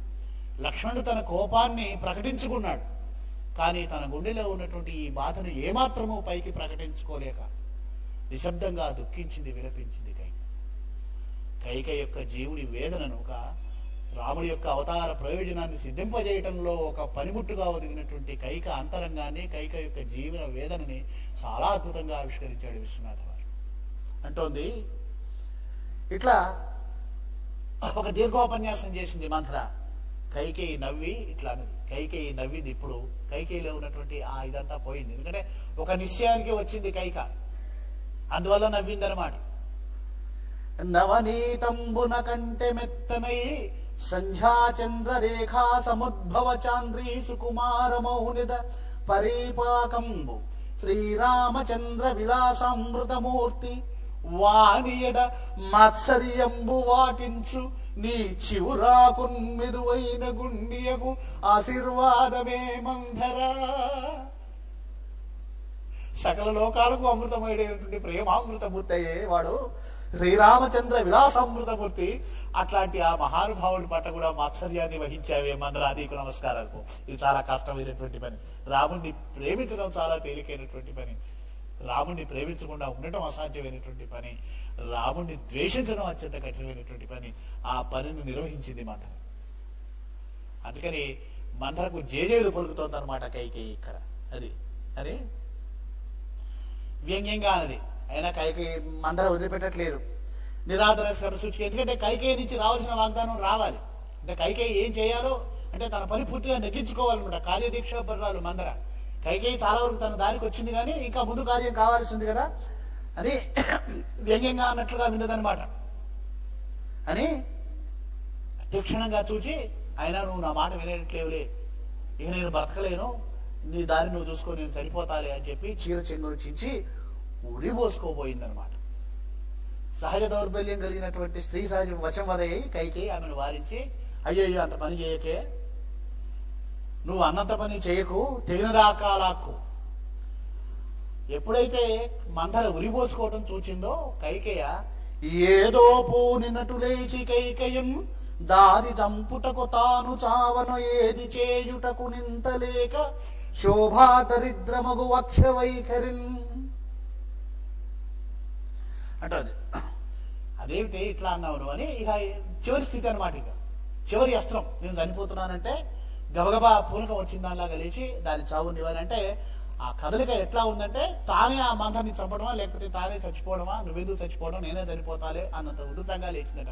లేచి అంటుందట, ఈ ఎల్లంధర నా కుమారకుడు తానేలుంజు మీ రాఘవ క్ష్మాయోషన్ విడి నీవు పొమ్మన శిరకల్హారమాలాకృతి నా యాజ్ఞంగుని రాముడేగుజుమి కాంతారం. బాగానే ఉంది, నువ్వు చెప్పావు రాముడిని అడవులకు పొమ్మన్నావు, రాముని పిలిచి రామా నువ్వు ఈ రాజ్యాన్ని ఏలుద్రా, అడవులకు పొమ్మంటే ఆనందంగా తలకాయ ఊపి పూర్వమాలో ధరించినంత ఆనందంగా తలకాయ ఊపి వెళ్ళిపోతాడు, రాముడితో నాకు సమస్య లేదు. కానీ ఆ ధాత్రీషుడిని ఎట్లా ఒప్పించాలి, దశరథ మహారాజుని ఒప్పించాలి కదా. అసలు విషయం చెప్పు దానికి వచ్చి అంటే రాముడిని అడవులకు పంపడానికి అనే అమ్మా ఇప్పుడు అన్నావు నీకు ఇష్టమయ్యేని ఉపాయం లేకపోలేదు అని. అసలు ముందు నువ్వు అను, ముందు నీకు ఇష్టమైన ఉపాయం నేను చెప్తా. వెంటనే కోపం వచ్చింది, మళ్ళీ ఇష్టం అంటామేమిటి, ఆ ఇష్టం అనే మాట విని ఇష్టమని అని ఉపాయం మందర సగము సగమైన ఇష్టం అని పక్కన పెట్టి ఇష్టం కాదు, ముందు ఉపాయం చెప్పు. నువ్వు ఇష్టం అంటే నేను ఒప్పుకోను కానీ ముందు ఉపాయం చెప్పు అందనమాట. అప్పుడు చెప్పిందనమాట, చెంబరుడున్న రాక్షసులతో యుద్ధం చేసేటప్పుడు రాజు అలసిపోయాడు, సొమ్మసిల్లిపోయాడు, రాజు ప్రాణాన్ని రక్షించడం కోసం నువ్వు వేగంగా నిపుణంగా ఆ రథాన్ని తోలి ఆ గుర్రాన్ని రథాన్ని తోలి దూరంగా తీసుకువెళ్లి శత్రువుల బారి నుంచి రక్షించి ఆ తర్వాత రాజు మూర్ఛితేరి ఉన్నప్పుడు నువ్వు శత్రువులతో యుద్ధం చేశావు, చేసి రాజును రక్షించుకున్నావు. అప్పుడు నీకు అద్భుతమైన కౌశలాన్ని నువ్వు ప్రదర్శించావు. నీ యొక్క కౌశలానికి మెచ్చి రాజు 2 వరాలు ఇచ్చాడు. ఎంత చెప్పింది గుర్తు చేసిందనమాట. అరదము నెర్పుమై దివిచినందులకొక్కడు నా యశవ్రజం గురువిడి నిలిపినందులకు నొక్కడు. నేర్పుగా గుర్రాన్ని తోలినందుకు ఒక వరం ఇచ్చాడు నీకు, ఆ శత్రువును నిరోధించినందుకు ఇచ్చాడు. 2 వరంబులెత్తు సత్వరమున గోరు కొమ్మనిన దానికి ఇప్పుడు కాదు భీతి మందరమగు వేళలో నడుగుదాను నటంచు వచించియుంటివే. భీతి మందరమైనటువంటి వేళలో అడుగుతాను లేని అన్నావమ్మా. భీతి మందరము అంటే భీతి ఎక్కువగా ఉన్నటువంటి వేళలో అని అర్థం అనమాట. ఇక్కడ మందరం నేను చెప్తున్నాను కదా అనేటువంటి ధ్వని కూడా ఉందన్నమాట. భీతి మందరం అడుగుతానన్నావు, ఆ వరాలు ఇప్పుడు ఉపయోగించుకోరాదా అన్నది చెప్తుంది. ఎట్లా అడగాలో కూడా చాలా స్పష్టమైనటువంటి ప్రణాళిక ఇచ్చింది. రథాన్ని దూరంగా తోలినందుకు, ఆ నేర్పు చూపించినందుకు ఏం చేయాలి, నీవు భరతుణ్ణి రాజు చేయాలి. అట్లాగే ప్రాణములను నిలబెట్టినందుకు 14 ఏళ్లు రాముడు వర్షానికి అరణ్యానికి వెళ్ళాలి, వన్యసీమల్ని ఏలాలి. ఈ 2 వరాలు గుర్తుపెట్టుకో, ఇలా అడుగు నువ్వు అన్నాడు. చూడండి, ఏ ఉపకారానికి ఏ వరమో కూడా చెప్పింది మంత్రం. ఎందుకంటే మళ్ళీ వ్యత్యాసమైతే ఎక్కడ ఇబ్బంది కలుగుతుందోనని 2 ఉపకారాలు చేసింది. శత్రురాజు నుంచి రథాన్ని దూరంగా అంటే రథచాలన నైపుణ్యం చూపించింది. దానికి భరతుడు రాజు కావడం ఒకటి. రాముడి ప్రాణాన్ని దశరథుడి ప్రాణాన్ని రక్షించినందుకు గాను రాముడిని వనవాసానికి పంపాలి. అంటే ప్రాణం మీద తీపి కదా, కనుక ఈ వరానికి ఎక్కువ మొగ్గు చూపాలి నువ్వు అని అన్యాపదేశంగా చెప్పింది. సరే బాగుంది, ఎలా చేయాలి? ఈ మాట వినగానే కైకేయి మనకి ఎట్లా కనిపిస్తుంది అంటే ఈ నాటకీయ దృశ్యంలో కైకేయి ఒక మానవాతీతమైనటువంటి ఒక పూనిక, ఒక దీక్ష, ఒక అతీతమైనటువంటి మానసిక స్థితిలో ఉన్నటువంటి మనిషిలాగా కనిపిస్తుంది. బిరుసుగా గాలి పడగ పెడగాగ గదాచిన బ్రుస్సు మన్న త్రాచు పొలతివోలే. కోపంతో బాగా బుసగొట్టినట్టు తాచుపామం చేస్తుంది. జివ్వున లేచి నిలబడి పక్కకు తిప్పుతుంది పడగను. కైక రామమూర్తి కఠిన రక్షస కీట రాజి గాలి క్రింద రాచునల్ల. అప్పుడు ఆ సంకల్పం కలిగింది. అప్పుడు ఆ ఒక్క క్షణం ఆ రాముడి యొక్క పరాక్రమాన్ని అనుభవించింది కైకేయి. అంటే భవిష్యత్తులో ఏం జరగబోతుంది, ఇప్పుడు కదా అని పళ్ళు పటపట కొరుకుతూ కోపంగా రాముడు రాక్షసుని ఇట్లా కాలి కింద వేసి కీటకాన్ని నలిపినట్టు నలిపేస్తాడు కదా అంటూ కాలిని దాచిందనమాట. రాముడు ఏం చేయబోతున్నాడో తన చేత ద్వారా చూపించింది. అంత కోపం ఎందుకమ్మా, నేను కోరింది అదే కదా. రాముడు రాక్షసుని కీటకాల్లాగా కాళ్ళ కింద నలిపివేయటం కదా నీ కోరింది. కనుక సరే ఇక అయిపోయింది. మందరకు అర్థమైంది, రాముడు గీముడు నాకు నేల, ఈ రాముడి చింత నాకెందుకమ్మా, నా చింత కుమారుడవు భరతు సేమము మాత్రము. కనుక నువ్వు జాగ్రత్తగా ఆలోచించుకో, రాజొస్తాడు, ఈ వరాలు అడుగు, నీ కుమారుని కూడా నువ్వు రక్షించుకో అని చెప్పింది. అంటే సరే ఇంత చెప్పావు బాగానే ఉంది, కానీ ఈ వరాలు ఎట్లిస్తాడు రాజు ఈ సమయంలో, అది కూడా నువ్వే చెప్పు మరి, ఇంతదాకా తీసుకొచ్చావు కదా. అంటే ఏమంటుంది, అపగత భూషవై అపహతాఖిల లేపనవై నిరస్త శుభ్రపటపు లోచనాంగణ పరాభవదంజనవైన నిన్ను నిస్త్రపసు సుఖాధ్యై సతము ప్రాణముల గొలవోయుచున్న ధాత్రిపుడ సురాజితో నైరదీర్చును నీ వర్ణీయమెంతయే. ఏమీ లేదు, నిరలంకారంగా ఉండు. నువ్వు ఎట్లా ఉంటే రాజు తట్టుకోలేడో అట్లా ఉండు. నువ్వు ఎప్పుడూ నిత్యం రాజుకు ప్రేమైనటువంటి అలంకారాలతో కనిపిస్తూ ఆయనకు ఆనందాన్ని కలిగిస్తూ ఉంటావు కదా. ఒక మాట అంటుంది, ఆయన ముసలి వానపాము నీవు పడుచు పెళ్ళానివి, నీవు పట్టుబడితే ఆయన నీకు ఇబ్బంది ఏదైనా ఉంటుందా అంటే స్త్రీకి ఉన్నటువంటి ఆఖరి అస్త్రం అనమాట. దాన్ని కూడా చెప్తుంది, విరుగని కామమో ముసలి పెన్మిటి సాగిడు వానపాము. వానపాము ఏం చేస్తుంది, ఊరికి సాగుతూ ఉంది. శారీరం అంటే ఒకానొక మానవీయమైన బలహీనత భరతుడిలో ఉంది, అది నేటికి కారణమైందనమాట, పనికి వచ్చింది. కనుక ఎంతటి మహాత్ముల్లోనైనా ఒక బలహీనత ఉంటుంది అని కవి సూచిస్తున్నాడు. విరుగని కామమో ముసలి పెన్నిటి వాగుపాము, వాడిని లొంగ తీసుకో నువ్వు అని. జాగ్రత్తగా కోపగృహానికి వెళ్ళు. ఎలా ఉండాలో తెలుసా, నువ్వు సావటానికైనా సిద్ధపడేటువంటి సాహసం చేయాలి. తొందరగా లొంగకు. బెదిరించిన, బతిమాలిన, విదలించుచు మాటు ప్రేమ వెలయించిన, తప్పదంచు అనిపించిన అప్పుడు తప్ప రాజులు లొంగిరారు. జాగ్రత్త. చచ్చుటకైన సిద్ధపడు సాహసమంబచరింపకున్నచో మెచ్చరు రాజులు, ఊరకయ మేలిమి పూతల మాటలాడినను మెచ్చరు. ఓ పిచ్చికైక, ఎప్పట్లాగా నువ్వు ప్రేమతో మామూలుగా బులిపుచ్చగాలు ఆడితే రాజుగారు లొంగుతాడు అనుకుంటున్నామేమో, ఇది చాలా గట్టి విషయం సుమి. మామూలుగా ఆయన లొంగడు. ప్రాణదగ్నమై మిత్తికి తెచ్చిన గాని దేవతలు మెచ్చరు. ప్రాణం మీదకి వచ్చిందిరా భగవంతుడా, ఈ పని చేయకపోతే తప్పు అన్నంత స్థితి నువ్వు కల్పించాలి రాజుగారికి అని. దేవతలు మెచ్చరు, భూమి పాలకులు మెచ్చరు, కొర్కులు తీర్చు వేళకు. కార్యసాధన లక్షణాన్ని ఉపదేశిస్తున్నాడు మందర నోటి మీదుగా కైకేయికి విశ్వనాథ్ వారు. దేవతలు నిన్ను మెచ్చాలన్నా అంతే, రాజులు మెచ్చాలన్నా అంతే, ప్రాణాన్ని పణంగా పెట్టాలి. ప్రాణం పోతున్నది అంటే తప్ప వాళ్ళు లొంగిరారు. జాగ్రత్త సుమి అని. ఇప్పుడు పొట్టిదానికి ఎన్ని బుద్ధులు మందర, ఎంత బాగా. ఇప్పుడు మందర చాలా ప్రియంగా కనిపిస్తుంది కైకి. ఏమిటి రహస్యం అంటే, రాముడు వచ్చి చెప్పాడమ్మా, దేవతలు పట్టాభిషేకం నాకు వద్దన్నారమ్మా, రాముడికి రాజ్యం చేయటం ఇష్టం లేదు, ఆ విషయాన్ని చెప్పాడు. రాముడికి సహాయపడాలి. కైక మందర ఇద్దరు ఇష్టమైన వాళ్లే. చిన్నప్పటి నుంచి తను ఎత్తుకొని పెంచి పోషించి తల్లి లాంటిది మందర, తమకు ప్రాణ సమానుడైనటువంటి రాముడు. ఇద్దరి విమతము ఒకటే, రాజ్యం చేయకూడదు రాముడు, వనాలకు వెళ్ళాలి. కనుక తాను ఈ మహత్కార్యంలో తోడవుతోంది, తాను ఒక పనిముట్టుగా మారుతోంది. కనుక రాముడు ఏం చేయాలో చెప్పి దారి చూపించి పుణ్యం కట్టుకుంది మందర. ఎందుకంటే అప్పుడు రాముడు రాత్రిపూట వచ్చి తను చెప్తే కోపంగా తీక్షణంగా చూసి మౌనంగా వెళ్ళిపోయింది అనుకున్నామే కైక. అప్పుడే బీజం పడింది రాముడు అడవికి వెళ్ళడానికి. రాముడి మనసులో ఉన్నటువంటి ఆకాంక్షను ఎట్లా నెరవేర్చాలి అనేటువంటి ఒక సందిగ్ధత మనసులో ఉంది కైకేయికి. అది ఎప్పుడు ఘటిల్లుతుందా అని చూస్తోంది. ఈనాటికి మందర వల్ల అది గట్టెక్కింది. ఒక మంచి ఉపాయం ఈనాటికి సంభవమైంది.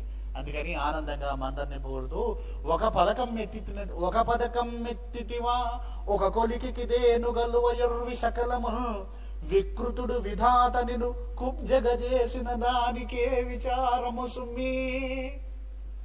ఎంత తీశాలి నువ్వు మందర.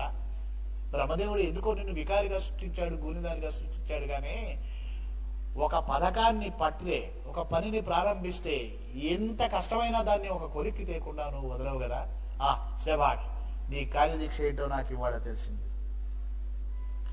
అని ఎంత బాగా పొగుడుతుందంటే, క్షితికిన్నెల్ల నీ తెలివికిన్ సిత చామర మొక్కడెల్లియుండతుకులు లేని ఉండవలే, అంతటి దానవు మెచ్చవచ్చు నీ మతి విభవము, నీ సొగసు మందరమైన వివేక హేతుతాన్వితవై మందరాఖ్యను గణేచితి ఊరక నీకు వచ్చేనా.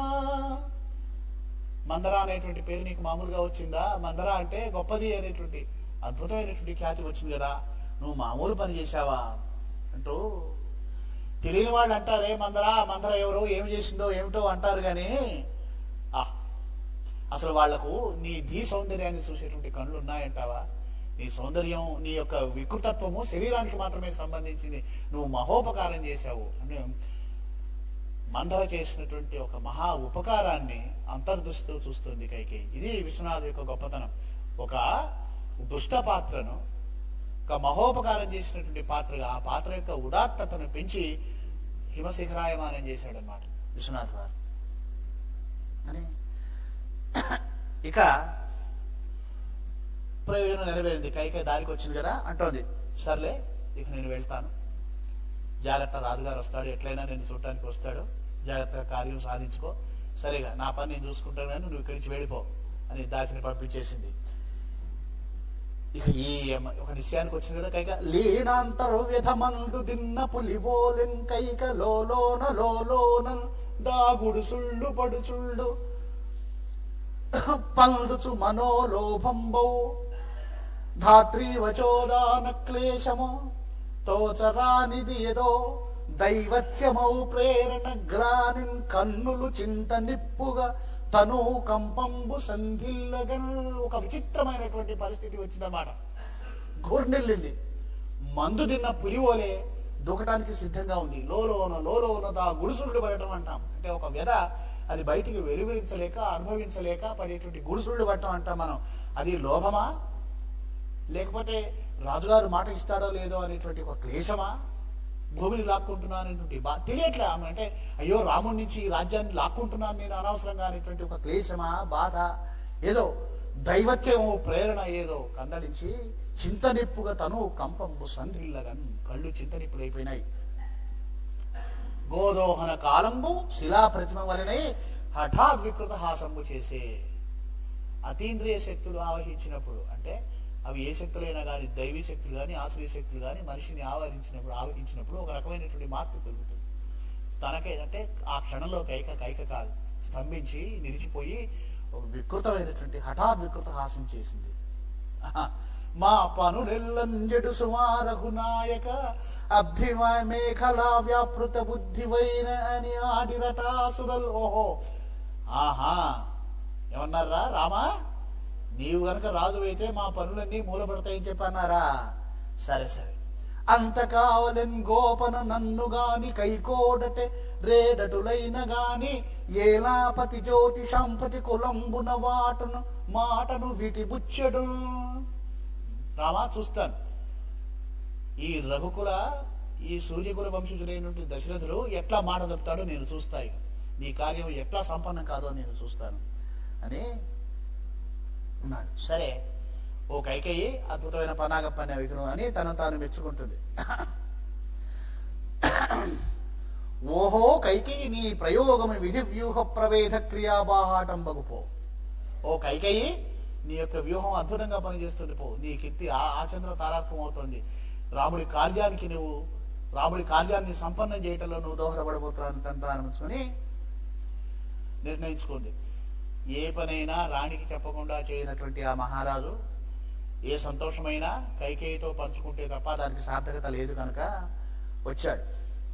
వస్తే ఏమైందట, పుత్ర ప్రణయం వస్తూ ఊహించుకుంటున్నాడు. ఎన్నిసార్లు రాముడి గురించి మేము మాట్లాడుకున్నాము, నేను మాట్లాడుకున్నప్పుడల్లా ఎంతో ముద్దుగా రాముడి యొక్క గొప్పతనాన్ని తవ్విపోస్తూ ఉంటుంది కైక.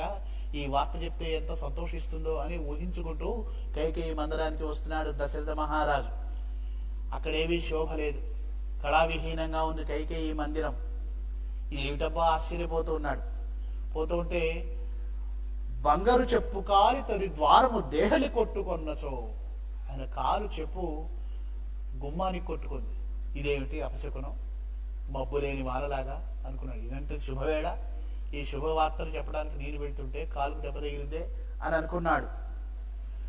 ఎప్పుడూ నిత్యం రాజుగారికి ఎదురొచ్చి స్వాగతించేటువంటి ఆ నెమలి పిల్ల రాలేదు.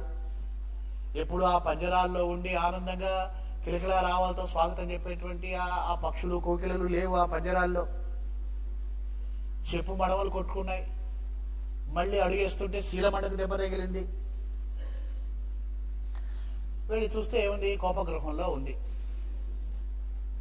నా ప్రియురాలు నా ఎదకు నచ్చిన నెచ్చెలి ఇన్ని ఏళ్ళు తా విప్రియమంచెరుంగకయ వేడుక నానిది వచ్చి వచ్చి రామ ప్రణుతాభిషేక సుకుమారపు వేకువ కోపమూనెనా. ఇదేమిటి కైక, ఇప్పుడు కోపం పూనడం ఏమిటి? పాపం పిచ్చిది, దీనికి తెలియనట్టుంది. రాముడి పట్టాభిషేకం అనే విషయం తెలిస్తే దీనికి కోపం రాకుండా ఉండేదేమో, వేళాపాడ లేకుండా కోపగించింది అని. కైక, ఎందుకు కోపగించుకున్నావు, ఏం కావాలి చెప్పు.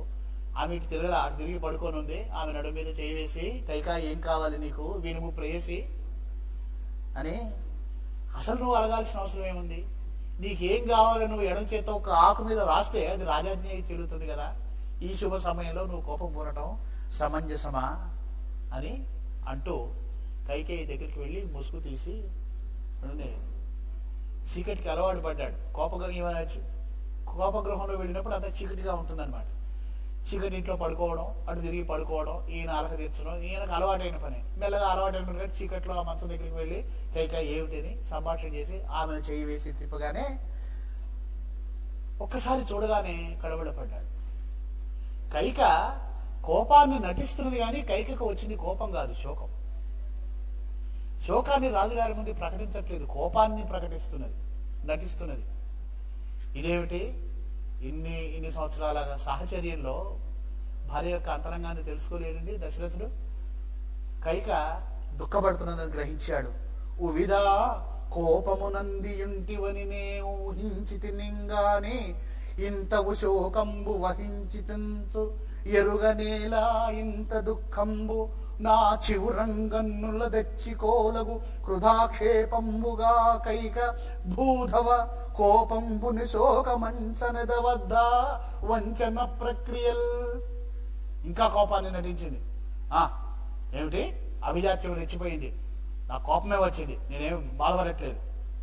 నీ మీద బాగా కోపంగా ఉంటే నేను ఏడుస్తున్నానని అంటావా, మళ్ళీ ఇది ఒక అవమానమా నాకు అని అప్పుడు చెప్తాంది. ఇషువులు నొడ్డుతో నిలిపి ఏటికి గోటికి లాగువాదులను కృషిమై ముచ్చితిని నేను భరించిన దానికి. ఆ రోజు యుద్ధంలో, దైవాసుర యుద్ధంలో, శంబరాసురుడి యుద్ధంలో నిన్ను పక్కకు తీసుకెళ్లి రథాన్ని నేర్పుగా నడిపి నిన్ను ప్రాణాన్ని రక్షించాను గుర్తుందా అని నీవు 2 వరాలు ఇచ్చావు.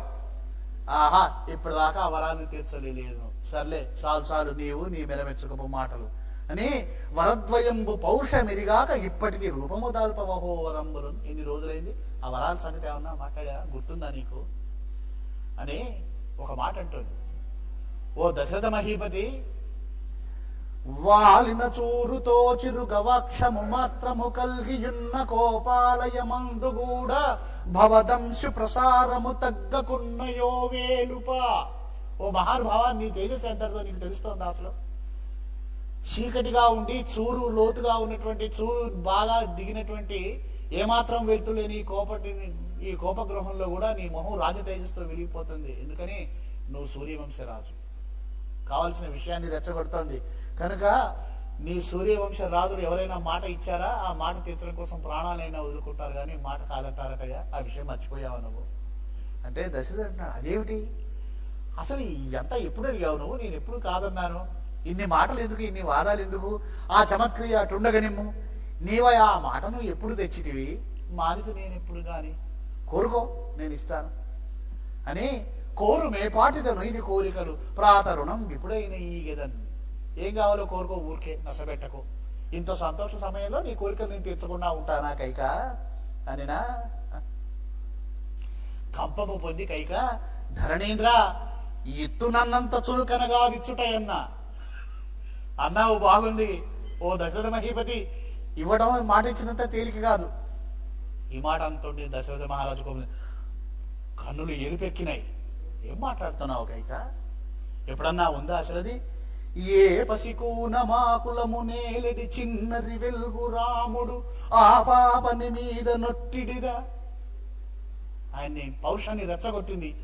ఏ పసికూన మాకులము నేలడి చిన్నరి వెలుగు రాముడా పాపని మీద నొట్టిడెదా ప్రాతవరంబులు నాదు ప్రాణ రేఖా పరమావధింజనిన గండ కత్తెరలైన నిత్యదన్ కోపన కైక రాఘవుల కోవకు మచ్చను చెప్పకుండగన్. ఏమనుకుంటున్నావు నువ్వు? ఏదో కోపించినటువంటి కైక మా యొక్క సూర్యవంశాన్ని వేలెత్తి చూపే అవకాశం నేను ఇస్తానా? ప్రాణం కోసం, మాట కోసం ప్రాణాలను అర్పించేటువంటి వంశం కదా మాది. ఏదైనా సరే మా గండర కత్తెరలైనా ఇచ్చేదాను. అది ఎంత గండ కత్తెరైనా సరే, ఎంత ప్రాణం మీదకి వచ్చినా సరే మాట ఇస్తాను, నీ వరాలు ఇస్తాను, కోరుకో, ఏం కావాలన్నావు. తనకు కావాల్సిన వాగ్దానాన్ని చూడండి. ఇంతకింతకు కైకేయి యొక్క దుఃఖం పెంచిపోతుంది. ఎందుకంటే కైకేయి మందర వెళ్ళిపోయిన తరువాత తెచ్చిపెట్టుకున్న కోపంతో దుఃఖాన్ని దిగమింగుకొని రాజును రెచ్చగొట్టాలి. ఎక్కడో ఒక కోరిక, రాజు నా మాట కాదంటే బాగుండు అని. అంటే కైకేయి కూడా రాముడి పట్ల ఉన్నటువంటి ప్రేమ, తాను రామ కార్యాన్ని నెరవేర్చవలసినటువంటి ఆగత్యం ఈ రెండింటి మధ్య నలిగిపోయిందనమాట. చాలా చక్కగా మనకు అది తెలుస్తుంది. ఇంతకింతకు ఈ ప్రతి మాటకు మాటకు దుఃఖం పెరుగుతూ ఉంది. కానీ ఆ దుఃఖాన్ని దిగమింగుకొని తన ప్రణాళిక ప్రకారము తను అనుకున్నట్లుగానే జరుగుతోంది. దశరథుడిని అడిగింది. ఆయన సూర్యవంశం మహారాజు కాబట్టి వరాలు ఇస్తానన్నాడు. అక్కడికి రెచ్చగొట్టింది. అన్నంత తేలిక కాదు అని ఆయన చాలా భీషణమైన ప్రతిజ్ఞ చేశాడు. రాము మీద మొట్టేసుకున్నాడు.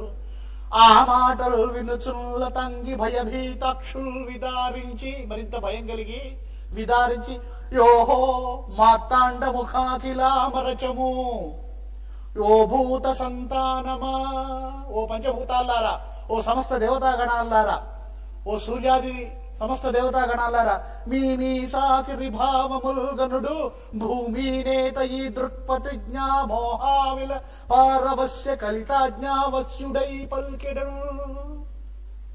ప్రతిజ్ఞాపాలం అనేటువంటి మోహంలో మాట్లాడుతున్నాడు ఈ రాజు. అయ్యా వినండి, మీరే సాక్ష్యం అన్నది అని చెప్పింది. నాయన కైసల్యాసురుడై నుండి రాముడిని అభిషేకం ఆపి ఆయన 14 సంవత్సరాలు వనసీమలకు వెళ్ళవలసిందే. నా చుతుడై నుండి భరతుడు రాజ్యాన్ని పాలించాలి. ఈ రెండు తత్ప్రమాణముగా పాల్యంబులు ధరాపాలు చేయి. ఇవన్నీ నీవు చేయవలసిన వరాలు. అడగమన్నావుగా, అడిగా. పచ్చని చెట్టుపై పిడుగుబడ్డ విధంబున కుప్పకూలి రాజు.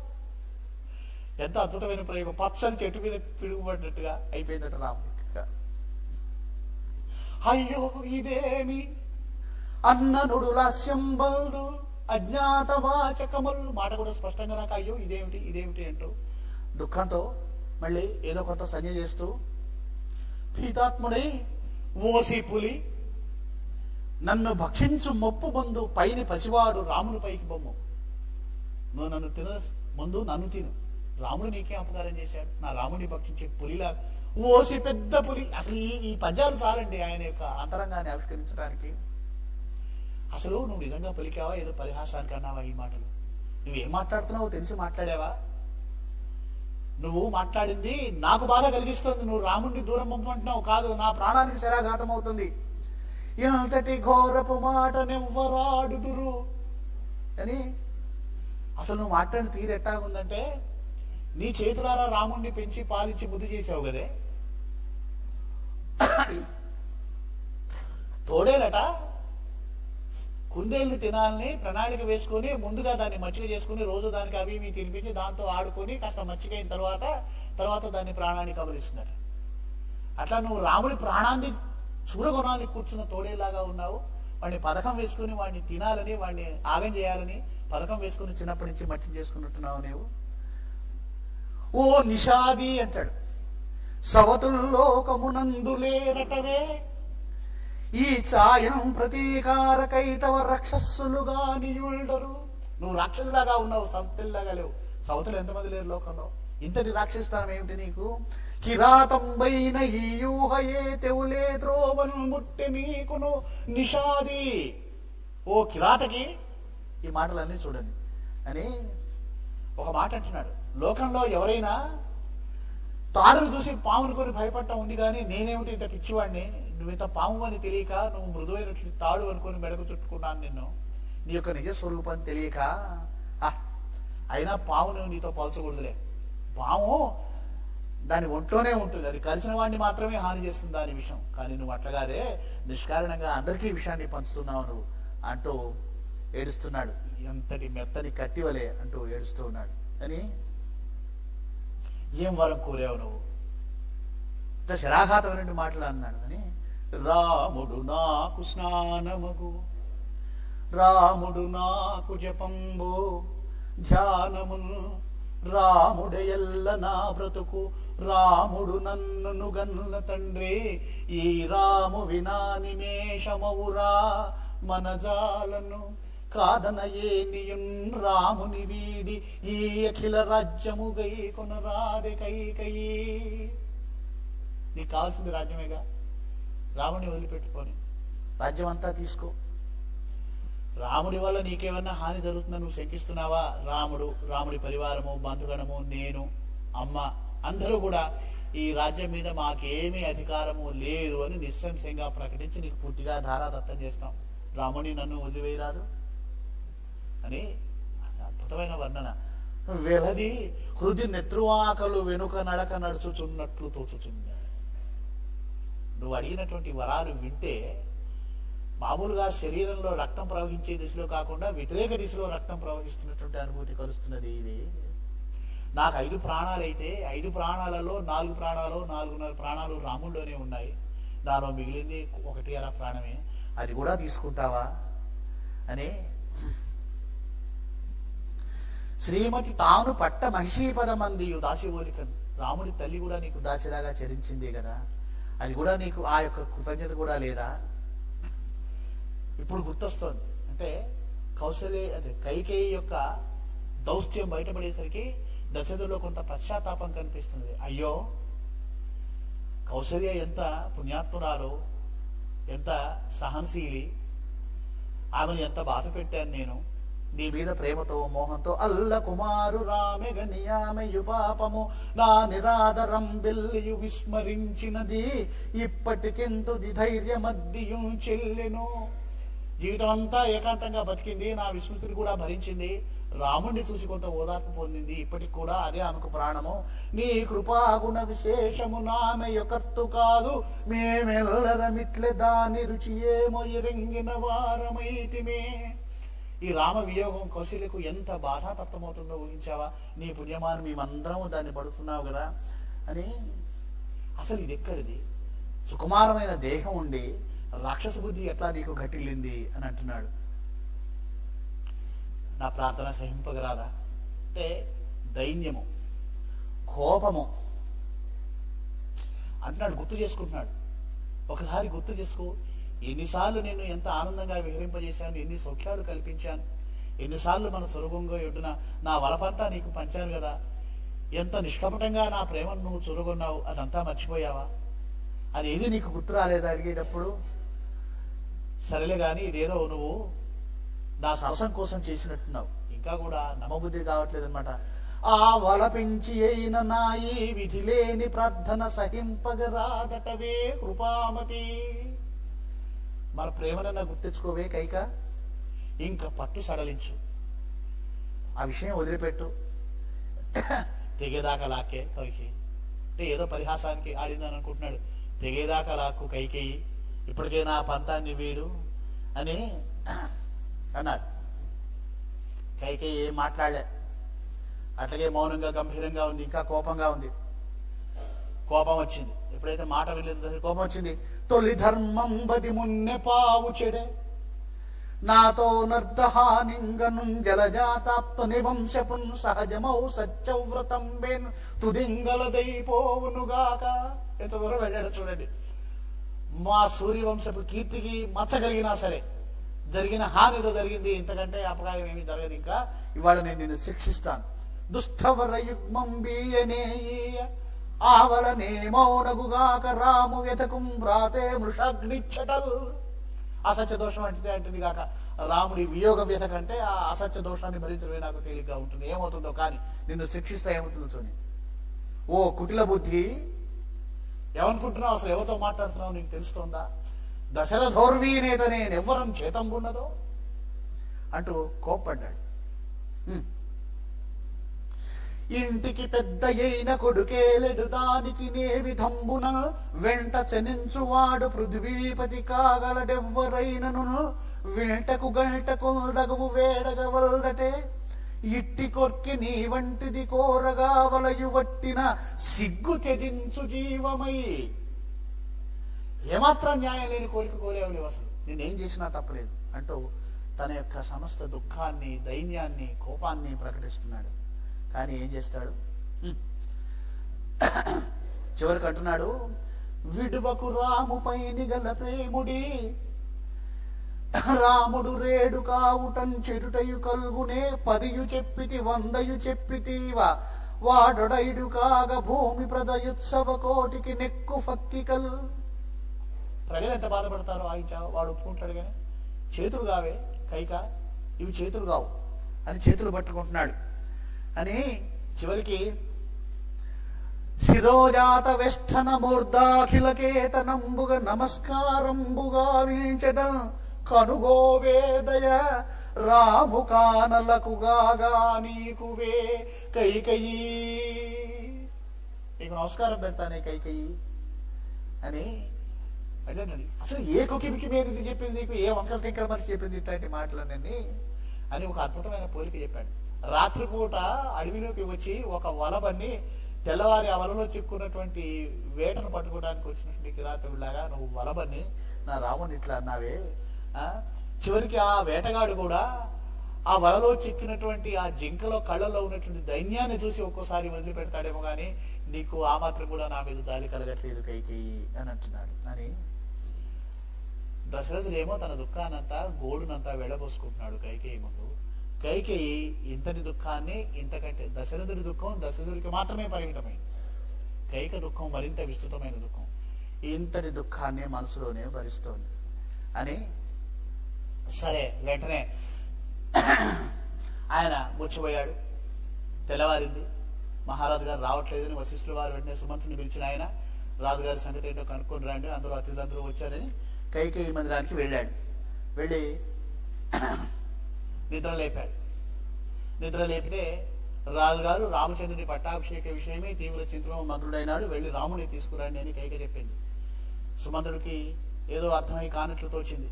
వెంటనే రాముని తీసుకురావడానికి కైకేయి మంది నుంచి బయటికి వచ్చాడు.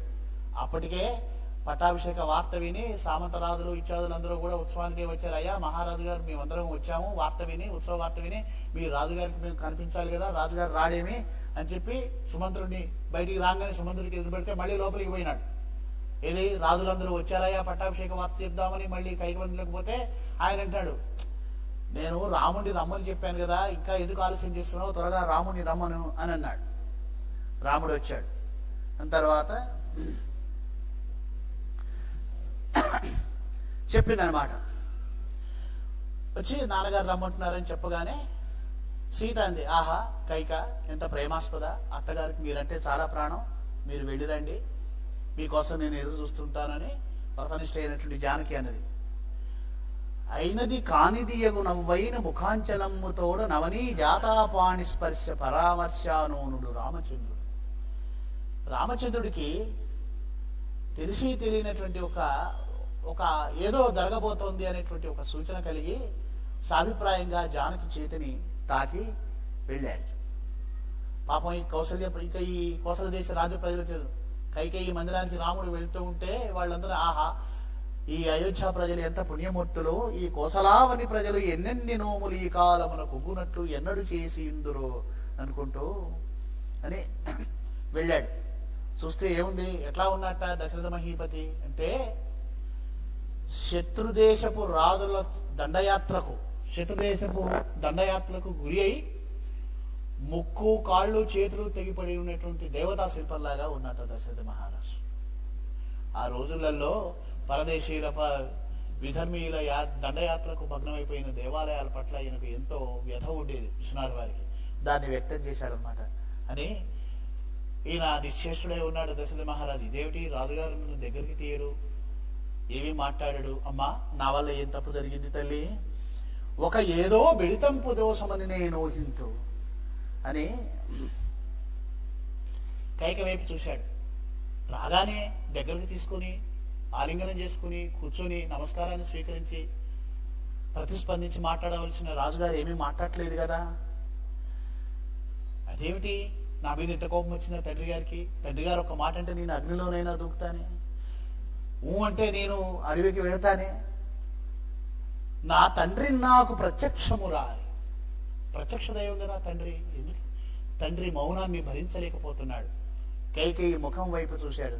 చూసి నిప్పులు కనుజేటలం జరిగినట్టు చూడన్, ఏమమ్మా నీకు నాపై ఇది ఎంత వచ్చినటవే కోపము? అమ్మా చింత నిప్పులాగా ఉన్నాయి నీ కళ్ళు, ఇంత కోపం వచ్చిందా తల్లి అని అంటే, శ్రీకంఠంబు ఆకంఠంబుగ వచ్చు దుఃఖమును కోపావేశమున్నెత్ర రేఖా కోణంబున యత్నమయ్యదిమి చిక్కం బట్టిదంతద్వయాస్తో ఘట్టన చేసి క్రీపెదవి నెత్రుంజిమ్మి నల్లంత సేప కన్పట్టిన పొంగున వెనుక పాటవు వేళకి రీతిగా అవునో ఈ రాఘవుడ పితృవాక్య పరిపాలనంబు దెప్పరమై పాల్య విధిం కొప్పరమౌరతమవినేలకు చేతగానిదగు వ్రతము సుమి. అవునయ్యా రామచంద్ర, వినయ సంపద లేనిటువంటి వాళ్లకు సాధ్యం కానటువంటి వ్రతం ఒకటి ఉందయ్యా, పితృవాక్య పరిపాలనము అని. అదేమిటమ్మా? దశరథ పుత్రుడు అని అప్పుడు అర్థమైపోయింది. రాముడికి స్ఫురించి ఎందుకంటే ఇంతకుముందు కైకేయిని కలిసినప్పుడే రాముడు తన అభిలాష ఏంటో కైకేయికి తెలియజేశాడు. జరగబోయేదేదో తన యొక్క మహత్కార్యానికి ప్రాణానికి సిద్ధం ఈయనకు అర్థమైపోయింది. ఏదో స్మరణ భావము కొట్టినట్లు తోచి, అమ్మా నీవు చెప్పిన వ్రతం నేను ఎందుకు పాలించను, చాలా గొప్పది కదా, మన గౌతముడు అహల్య మొదలైనటువంటి వాళ్ళు కూడా చెప్పారు కదా, నీకు జ్ఞాపకం లేదా? నేను ఆ సీతను వివాహమాడి అహల్యకు చెప్పినప్పుడు ఆమె రమ్మన అహల్యా దేవతా పర్ణశాలల కానాటి గురువుపదేశ విధి ఎలా విస్మృతిం కాంచిదని నాకు గురువులు చెప్పారమ్మా. పితృవాక్య పరిపాలన నేను చేయకుండా ఉంటానా అంటే, ధర్మ సంబంధమైనటువంటి ఏ ఆదేశం వినపడ్డా రాముడు అత్యంత ఉత్సాహంగా చేస్తాడు. రాముడు ధర్మ దీక్షానిధి. రామా ఇన్ని దినాలు దాచితిని రా రక్షో విధంబై సపత్ని మాత్సర్యంబు నేడు బద్దలై పండెల్ గండ్రకోన ధనుశ్రీమత్పాణివి నీవు నొంటరివి నీ సేమంబు క్లిష్టంబయ్యవునా మాటిచ్చిన మీరు రాఘవులు పోరో సత్యవాక్పాలన. అబ్బాయి మీ తండ్రి గారు మాటిచ్చాడు, పితృవాక్య సత్యవాక్యాన్ని నువ్వు పాలిస్తావా పాలించవా? నువ్వు అంటే ఒక మాట అంటారు. ఇప్పటికి కూడా ఇంకా కైకలో పుత్ర ప్రేమ. సరే అడిగిందేమో అడిగాలేరా, ఆ వాటికేం పోనీ నువ్వైనా చెప్పు అంటే, రాముడు ఇప్పుడైనా కాదంటే బాగుంటుందని కోరిక ఉందన్నమాట. ఈ యొక్క విచికిత్స ఉంది కైకలో. రాముడు ఎందుకు అంటాడు అని చెప్పింది. తాను అడిగినటువంటి వరాలు ఏమిటో చెప్పింది. ఈయన సరే అన్నాడు. అని ఏమంటాడు చూడండి, నీ ఉపకారమున్ మరువనే మరి యోజనని ఎవండు గాని యొక్క సత్తుతిన్ సలుప నీవగుదింకొక రౌదురెవ్వరో చేయకయే సహాయపడి చేయగరాదును తత్ఫలంబు రాజేయగరాదు లోకము నసేమము త్వాదృశులందు నిలిచెడు. అమ్మా ఎంత మంచిదానే నువ్వు, ఎంత మహోన్నత వైభవం నీది, నాకు ఎంత మేలు చేశావు. రాజ్యము రక్షణ లేకుండా ఉండకూడదని నాతో సమానమైన వీరుడైన భరతుని రాజుగా చేయాలని కోరావు, ఎంత మంచిదానివి నీవు అని. తల్లి నీవు ఏ వరాలైతే కోరావో, తండ్రి గారు ఏదైతే ఇచ్చాడో ఆ వరాలను నేను పాలిస్తున్నాడు అని. కోసలాత్మజ ఉందే మా తల్లి గారు, ఆమె నా కోసం ఎదురు చూస్తూ ఉంటుంది. వెళ్ళి ఆమె అనుమతి తీసుకుని ఆశీస్సులు తీసుకుని వెళ్ళి వస్తానమ్మా. పిచ్చిది జానకి వ్రతదీక్ష అయ్యి రేపు రాణి కాబోతున్నాను అనుకుంటోంది. అందుకని ఆ వైదేహి కూడా చెప్పి తనను సిద్ధం చేసి అనుమతి తీసుకుని వెళ్తానమ్మా. వాళ్ళతో మాట్లాడి వెళ్ళటానికి నాకు సమయం ఈ తల్లి అని ఒక మాట అంటున్నాడు. మందహాసాననారవింద సుందర దర్శనావిష్కృతంత రుదిత తీవ్ర వ్రతాచరణోహుడు. అమ్మ, ఎంత అద్భుతమైనటువంటి సమాసం చూడండి. రుదిత తీవ్ర వ్రతాచరణోహుడు, తీవ్రమైనటువంటి రాక్షస సంహార వ్రతాన్ని దీక్ష తీకరించాడు ఆశ్వనంలో. అమ్మ పూర్ణముగా దయ ఉంచుము పోయి వత్తును అని చెప్పి కైకేయి దగ్గర సెలవు తీసుకొని ఈయనకి వెళ్ళాడు. అని ఈయన వెనక లక్ష్మణస్వామి వెళ్తూ ఉన్నాడు. సరే వెళ్ళాడు. వెళితే ఆయన చెప్తాడు రాముడి యొక్క సౌశీల్యాన్ని. సూచన అండి, భలే చేస్తాడు. కౌశల్య మందిరానికి వెళ్తే అక్కడ కాపలాగా ఉన్నటువంటి ఒక వృద్ధుడు రాముడి రాకను గమనించలేదట, లేవలేకపోయాట. రామా నీవు వచ్చావు, నేను లేవలేదు, చక్రవర్తి తండ్రి నన్ను మన్నించు అంటే రాముడు రాదునే అనుకుంటున్నాడు ఆ వృద్ధుడు. నన్ను మన్నించంటే తాత నేను వస్తే నీవు లేవాలనా, పెద్దవాడివి, అక్కర్లేదులే అని అతన్ని మన్నించి, అంటే తను రాజు కాబోవట్లేదు అనేటువంటి విషయాన్ని అక్కడ సూచన చేసి తల్లి దగ్గరికి వెళ్ళాడు. వెళితే ఆమెందట రాగానే, నాయన ఆ పట్టాభిషేక వ్రత క్రతువు అయిపోయేసరికి పొద్దెక్కుతుందిరా నాయన, ఇప్పుడే దేవతార్చన పూర్తయింది, కాస్త ఈ గద్దె మీద వెన్నువాల్చి స్వామికి ఆరగింపు చేసినట్టు ప్రసాదం తిన్నాయన, ప్రసాదానికి దోషం లేదు, తల్లి ప్రేమ అన్నమాట అని కాస్త కూర్చున్నట్టుగా కూడా ఉంటుంది అని. అమ్మా ఇంకెక్కడదమ్మా, ఇప్పుడు ఏదో నువ్వు పాత ఆలోచనల్లో ఉన్నావు, తండ్రి గారి ఆజ్ఞ అయింది, నేను వనసీములకు వెళ్తున్నాను అని చెప్పగానే ఆమె అంటుందట, నేల మీద కుప్ప కూలిపోయింది. రాముడు ఆమెను సేద తెచ్చి మంచం మీద పడుకోబెట్టి కాస్త విసిరి సేద తెచ్చట. నాయన నువ్వు పుట్టకుండా ఉంటే ఎంత బాగుండేదాన్ని. కష్టమైనను గాని సుఖాశలేని, కష్టమైనను నిజము సుఖం వేయగును. కష్టమైనా గాని ఇక ఈ ఆశ లేదు, ఈ కష్టం ఇంతే అని అనుకుంటే దాన్ని భరించడం తేలికరా. కష్టం పోయి సుఖం వచ్చింది కదా అనుకుంటే మళ్ళీ ఆ పోయిన కష్టం వచ్చి మీద పడుతున్నదే. నువ్వు కూడా వెళ్ళిపోతున్నావా, నా బ్రతుకేం కావాలి, విరిగిన పాల కంటే చులకనైపోయింది కదా నా బ్రతుకు అని. అవునులే, కైకేయి నిన్ను దగ్గరికి తీసి లాలిస్తుంటే పడగ పగ పాము చుట్టమా అని నేను అనుకున్నాను. పోనీలే అట్లయినా నిన్ను దగ్గర తీసి సంతోషపడ్డాను, కానీ నా సంతోషం ఎక్కువ కాలం నిలవలేదు, తన పగ తీర్చుకునేది కైకేయి. రాముడు అంటున్నాడు, ఈయన లక్ష్మణస్వామి ఉన్నాడు కదా, ఈయన ఒప్పుకోడు. మా కంటన్ మరి పెద్దవాడైన రామస్వామి ఎట్లయినను ష్మాకాంతుండది కాక తప్పదు. ఎవరేమన్నా సరే నేను ఒప్పుకోను. ప్రశస్యంబైన యా శీలమో ఆ కోదండ మహోగ్ర శిక్షణమో నాయందౌనో శత్రుఘ్నందో కాదా భరతుండు మాత్రము కలాడో కాశ్యపి రక్షకై. ఎవరయ్యా మాట్లాడేది? ఈ భూమండలాన్ని రక్షించేటువంటి సామర్థ్యం నా అన్నగారిని రాముడికి తప్ప ఎవరికి ఉంది కనుక, నా జనకుడికి తన ఇష్ట భార్య యందు అధికమైన వరపు కలగడం సహజమైతే కావచ్చుగాక, నాకుండ్రాముడి దేవుడాయన వనాంతం వేగనే చూడలేను, ఈ కోదండ వినర్గతాశుగములను హింసింతు నెవ్వండు కానీ కాదన్నను. ఆయన ఆదిశేషుడు అవతారం కదా, కోద తామ్రాయటాక్షుడైన అనమాట. ఈ కోదండ వినిర్గితాశుగములను హింసింతు నెవ్వండు కానీ కాదన్నను, కోసలావనింగలండెవ్వడు. రండి, ఎవడట వస్తాడో చూస్తాను ఈ సమస్త కోసలావల్లో. నా రాముడు నా అన్నగారు రాజు కావద్దన్నాడు ఎవడో. రమణండి గాధేయ శిక్షాకూలంకష శస్త్ర సంచర దుపజ్ఞను తట్టుగోజాలగన్ని. ఎవరేమనుకుంటున్నారు అసలు? మామూలు విషయమా? విశ్వామిత్రుడి దగ్గర నేర్చుకున్నటువంటి ప్రచండమైన కోదండ కళా నిష్ణాతుడిని నేను. ఎవరైనా వస్తారో రండి అని గుంపులు గుంపులుగా ఈ ధాత్రి జనులందరూ వచ్చి నన్ను అడ్డుకున్నా సరే కైకేయితో కలిసి నేను మాత్రం వాళ్ళందరినీ ఓడించిన రాముని రాజు చేసి తీరుతా. అన్నా అనయము పండిపోయే మనకు వాళ్ళకు స్నేహం తీరిపోయింది. ఇంకా వాళ్ళతో మనకు స్నేహం ఏమిటి?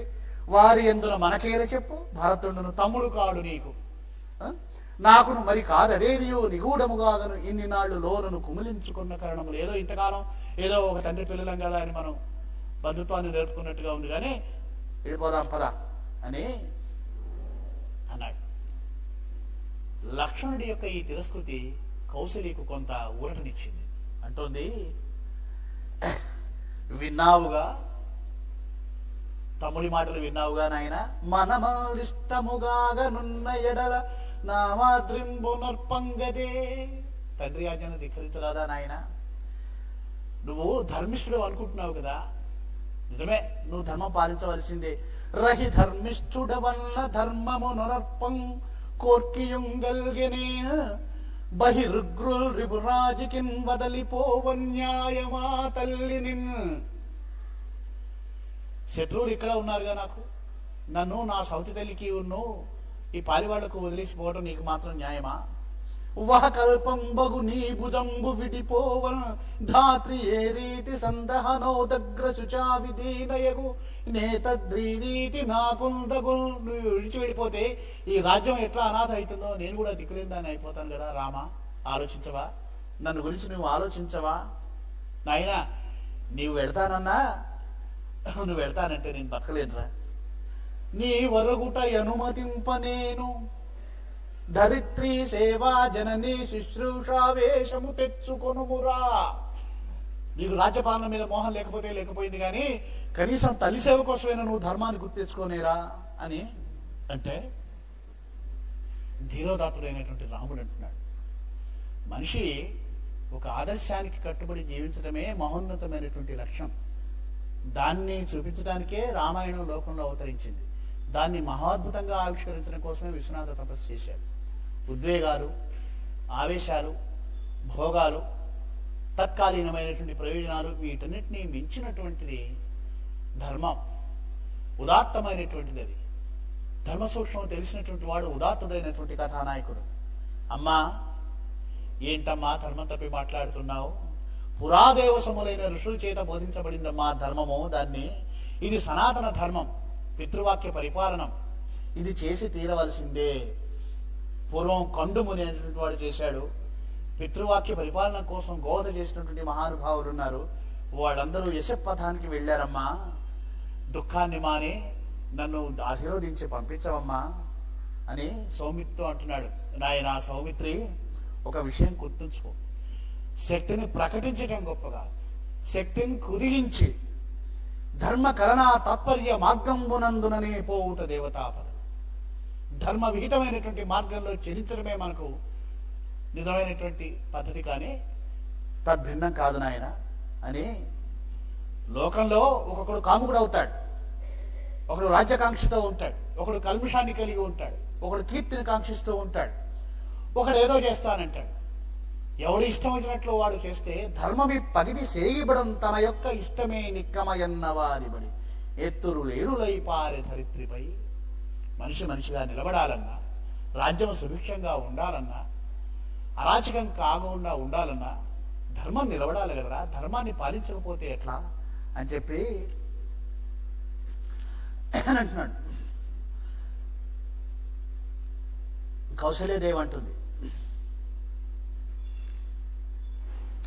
వద్దురా నాయన, నువ్వు పోకు. బెబ్బులి తన తల్లిని నోటగరుచుకొని పోతూ ఉంటే తల్లి ఆ బెబ్బులి వెంట వెళ్ళిపోతుంది తల్లి మీద ప్రేమతో.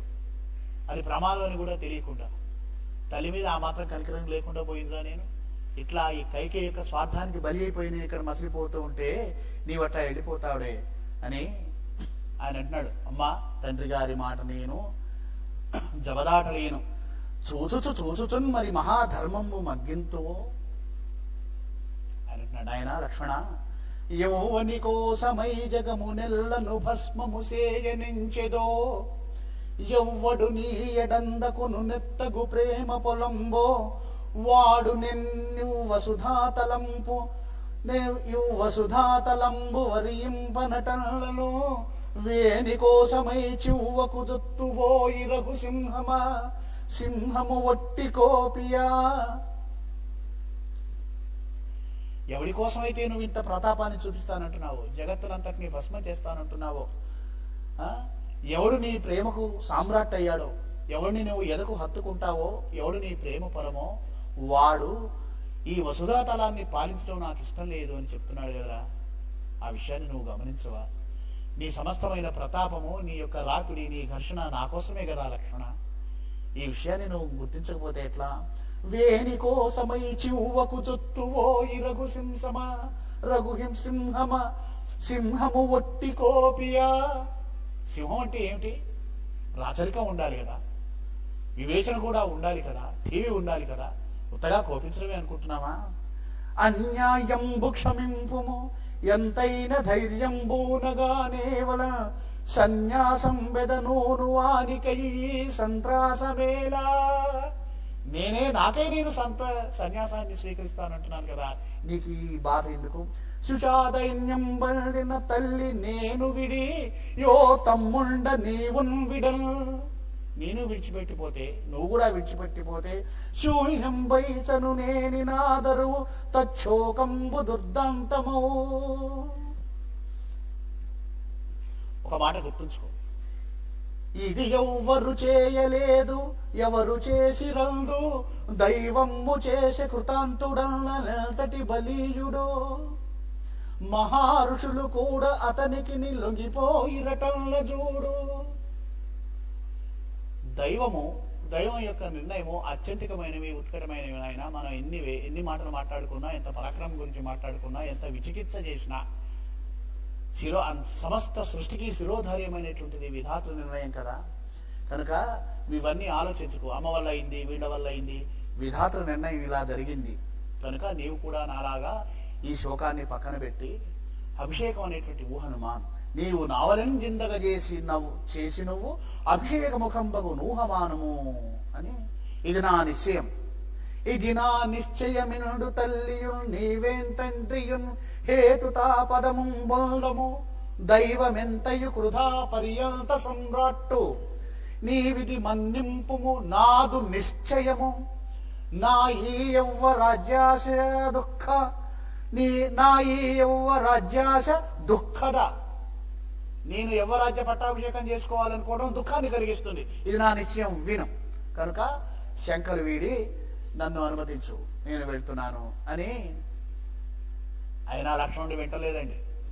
ఇంకొక 5 నిమిషాలు అన్నా, నువ్వు వింటే చెప్తావు, నువ్వు ఎంత అమాయకుడివి, ఎంత నిర్మల హృదయుడివి రామా, నీకు తెలీదు. కమలనాళపు రజ్జుల కంటే మెత్తనైన ధర్మోపధలు నీకునైనా తెలియను. ఇట్లు చేయగవలెనని ఇట్లు చేసి రట్టి వారికి శంక ఎటంచుగలదే. అన్నా, ఎంత పిచ్చివాడివని నువ్వు చూసా. ఇప్పుడు కూడా నువ్వు ధర్మం గురించి మాట్లాడుతున్నావే, నీకు ధర్మం బాగా తెలుసు, నువ్వు ధర్మమూర్తివి. ఏ మాట మాట్లాడినా ధర్మాన్ని ఆచరిస్తావని, ధర్మ సూక్ష్మాలు తెలిసిన వాడివని అదే నీ బలహీనతగా చేసుకుని దాన్ని అలుసుగా చేసుకుని ఈ పన్నాగం పన్నారు రామా. మనం అంటే గిట్టినటువంటి వాళ్ళు, కాస్త ఆలోచించు. ఈ పన్నాగం ఎప్పుడో ముందే పన్నారు వాళ్ళు, కానీ ఇప్పుడు మన ముందు బయట పెట్టారు. నువ్వేమో ఎవరి పాప పుణ్యాలు పట్టించుకోవు, నీకా ముందరే పట్టదు వాళ్ళ పన్నాగం. అయ్యో, ఈ శత్రు పన్నాగాన్ని నువ్వు అర్థం చేసుకోబోతున్నారు అని ఇంకో మాట అంటున్నాడు. ఇప్పుడు నిన్ను అడిగి పొమ్మంటున్నారు కదా, మన సూర్యవంశంలో ఎవరైనా రాజులు వృద్ధాప్యం వచ్చిన తర్వాత అయినా అడిగిపోయారా?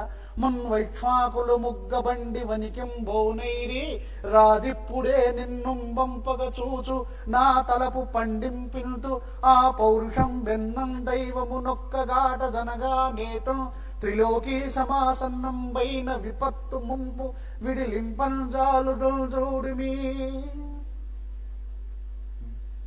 అని. చివరికి అయినా అన్నగారు వినేటట్లేడని ఏలంజోడుము రాజ్యసాగరము నన్నేల బేల్వెట్ట నే వేలారూపము నంది నిలిచిదను నీ విస్ఫార కారుణ్య లేఖాలబ్దంబగు గాది జాగత ధను కళ్యాణ పాండిత్యమును నే లోపంపడు అని చివరిగా ఈ మాట చెప్పి రామచంద్రుడి వదనాన్ని చూసి అంటున్నాడు అనమాట. అన్ననా నాకును లేదు రాజ్యాశ, అవురా ఎవడు నగునకో వీరభాయి కౌశికుండిచ్చినది చాపకళ త్రిలోకి నాశగలిగిన ఎది చేతన అమరియుండా.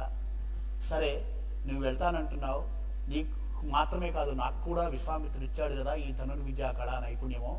కనుక అన్నా ఏలంజూడుము రాజ్యసాగరము నన్నేలయ్య బేల్వెట్ట ఏ వేలారూపము నంది నిల్చెదను నీ విస్ఫార కారుణ్య రేఖాలబ్దంబగు గాది జాగత ధను కళ్యాణ పాండిత్యమును నే లోభం బడెదను త్వదర్థమై పండింపంగ ప్రేమాకృతి అని మళ్ళీ అదే మాట మీద అదే పట్టు మీద ఉన్నాడు లక్ష్మణుడు. అప్పుడు అన్నాడు, ఏవయ్యా లక్ష్మణ, నీకొకరికే ఇచ్చాడా? ధనుర్విద్య నాకు కూడా ఇచ్చాడు కదా విశ్వామిత్రుడు అని చివరికి తన నిశ్చయాన్ని చెప్తున్నాడు. అమ్మా, నీవు ఉండవలసిందే, నీవు నా వెంట రావలదు. ఎందుకంటే లోకంలో భర్త పోతే భర్తతో భార్య మరణించడం అనేటువంటి మాట విన్నాం, కానీ కొడుకు వెళ్తే కొడుకుతో తల్లి మరణించడం అనేది లేదు కదా. నీవు నా వెంట రావదు. కౌసల్య ఒక మాట అంటుంది, నాయన నేను నీకు భారమైతానా, నీతో పాటు కన్నమూలాలు తింటాను, నీ యొక్క రక్షణలో నేను ఉంటాను, నేను కూడా నీ వెంట వస్తాను అంటే వద్దంటాడు. అని చివరికి నువ్వు అనవసరంగా శంకలు పెట్టుకోకు అమ్మా కౌసల్య, భరతుడు రాజైతే నీకేదో చెడు కలుగుతుందని నువ్వు భావిస్తున్నావు. సౌమ్యాకార అయినటువంటి సుమిత్ర కొడుకునుడు లక్ష్మణుడు ఎంత కోపంగా ఉన్నాడో, కైకేయి స్వార్థపరాలే అనుకో, ఆమె కుమారుడైనటువంటి భరతుడు భాగవతోత్తముడు, ఆయన చాలా శాంత స్వభావం కలిగినటువంటి వాడు కనుక నీకు ఆయన యొక్క రక్షణలో ఏ ఆపద సంధిలేదమ్మా అని లక్ష్మణుడికి చెప్పి నా నిశ్చయము నేను వనానికి వెళ్ళవలసిందే అని అంటే, అప్పుడు కౌసల్య అంటుంది, నాయన ఓ రామ నీదు బుద్ధిన్ వారింపనురాదటంచు పావన జలమున్ తేరంబనిచి స్పృశించి దయారాశి రచించ మంగళాశీర్వితతుల్. నదీ జలాలు తీసుకొచ్చి రామ ఇక నీ సంకల్పానికి తిరుగులేదురా నాయన ఇంత చెప్పాను అని ఆయన ఒక మాట అన్నాడు. ఆయన ఎందుకమ్మా ఇట్లా పోయి అట్లా వస్తాను, 14 సంవత్సరాలు ఎత్తులో గడుస్తాయి గనక వ్రతధారినై 14 ఏళ్ళు ఇట్లా పోయి అట్లా గడుపుకొని వస్తాను, కాస్త త్రయీ వాక్యార్థ సామర్థ్యమానితమైన నియముడు ఎట్టిడో నియమం అంతే 2 నొక్కండగొన్ అని నాయన ఏ మహాధర్మ రక్షణ కోసం నీవు ఈ నిర్ణయం తీసుకున్నావో నీ నియమము ధృతి నీ వెంట నిలిచి ఉండుగాక. నాయన రామ పితృమాతృ శుశ్రూష సత్య ప్రసుతై వెచ్చి నీ సేయు వ్రతముల ఫలము నీ వెంటబడి కాచి వచ్చునుగాక. పితృవాక్య పరిపాలన కోసం నీ జీవితాన్ని నీ పరాక్రమాన్ని పణంగా పెడుతున్నావు తండ్రి, మాతృ శుశ్రూష చేస్తున్నావు నువ్వు, ఈ ఫలం నీ వెంట ఉండుగాక. సతము నీ నిలిచిన చోట జరిగించు జంతు పతంగ వితతులు నీ నిల్చు వీళ్ళు వీసర్ర వెట్టవుగాక. వేదముల్ సర్వదేవతలు వేళలు వేదాంగములును ఆది మహర్షులు తపములైదగునట్టి భూతములు నీ దశలందున నిలిచి నీ దారి నిర్విఘ్నముగను బ్రోధి శేషదరుగాట పరిభూషితామోఘచ్చ ధర్మ. ఓ అమోఘమైనటువంటి ధర్మ పరిపాలకుడా, సమస్త ప్రకృతి పంచభూతాలు సకల దేవతాయుగము వేదాడి అంతా నిన్ను రక్షిస్తూ నీ వెంట నడుచుగాక. ఆనాడు ఇంద్రుడికి రాక్షస సంహారంలో తోడైనటువంటి ఆ మాతృభక్తి, అమృతాన్ని తీసుకొచ్చే సమయంలో గరుత్మంతుడికి బలాన్ని ఇచ్చినటువంటిది ఆ మాతృదేవి ఆశీస్సు ఏదైతే ఉన్నదో, అట్లాగే త్రివిక్రముడై కలిగినటువంటి వామనదేవుడికి ఆ తల్లి అయినటువంటి అదితి ఆశీస్సు ఎంత బలంగా పనిచేసిందో, అట్లాగే అమృతాన్ని ఉత్పాదించేటువంటి వేళ దేవతాగణానికి ఆక్రమైనటువంటి రక్ష అయినటువంటి ఆ మాతృ ఆశీస్సు ఏదైతే ఉన్నదో ఆ మాతృదేవి ఆశీస్సు నీకు కూడా వరలను. మాతృదేవి దీవెనను దాని గుణమురా తండ్రి, ఋతువులు వనతిచయము ద్వీపములు వేదములు లోక వితతులెల్లనో మహాబాహు నీకు శుభోల్బణములు అంటూ ఆయనకు మనసు నిండుగా ఆశీర్వచనాలిచ్చి గుండె దిటవు చేసుకుని రాముడిని సాగనంపుతున్నటువంటి ఆ కౌసల్యామూర్తిని చూసి ఆనందంగా దశరథ రాముడై పితృవాక్య పరిపాలన దక్షుడై కానలకు ఏగుతున్నటువంటి రామయ్య అరణ్యకాండలో ఎట్లా తన యొక్క విభూతిని ప్రకటించాడో, ఎట్లా తదనంతర కథాగమనాన్ని నడిపించాడో తర్వాతి క్రమాల్లో విందాం. ఇప్పటి వరకు విని ఈ ఘట్టాన్ని విని ఆశీర్వదించిన మీ అందరికీ కూడా నమస్సులు అర్పిస్తూ, ఇందులో ఉన్న మంచి అంతా శ్రీరామచంద్రుడిది, దశకులన్నీ నా అజ్ఞానాన్ని అని విన్నవించుకుంటూ, స్వస్తి ప్రజాభ్య పరిపాలయంతాం న్యాయేన మార్గేణ మహిమహీషాం.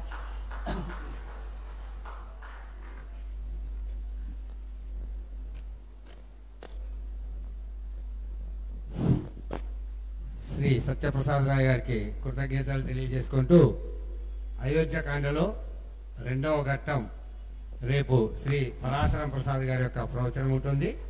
సరిగ్గా 6:30 ప్రారంభమవుతుంది.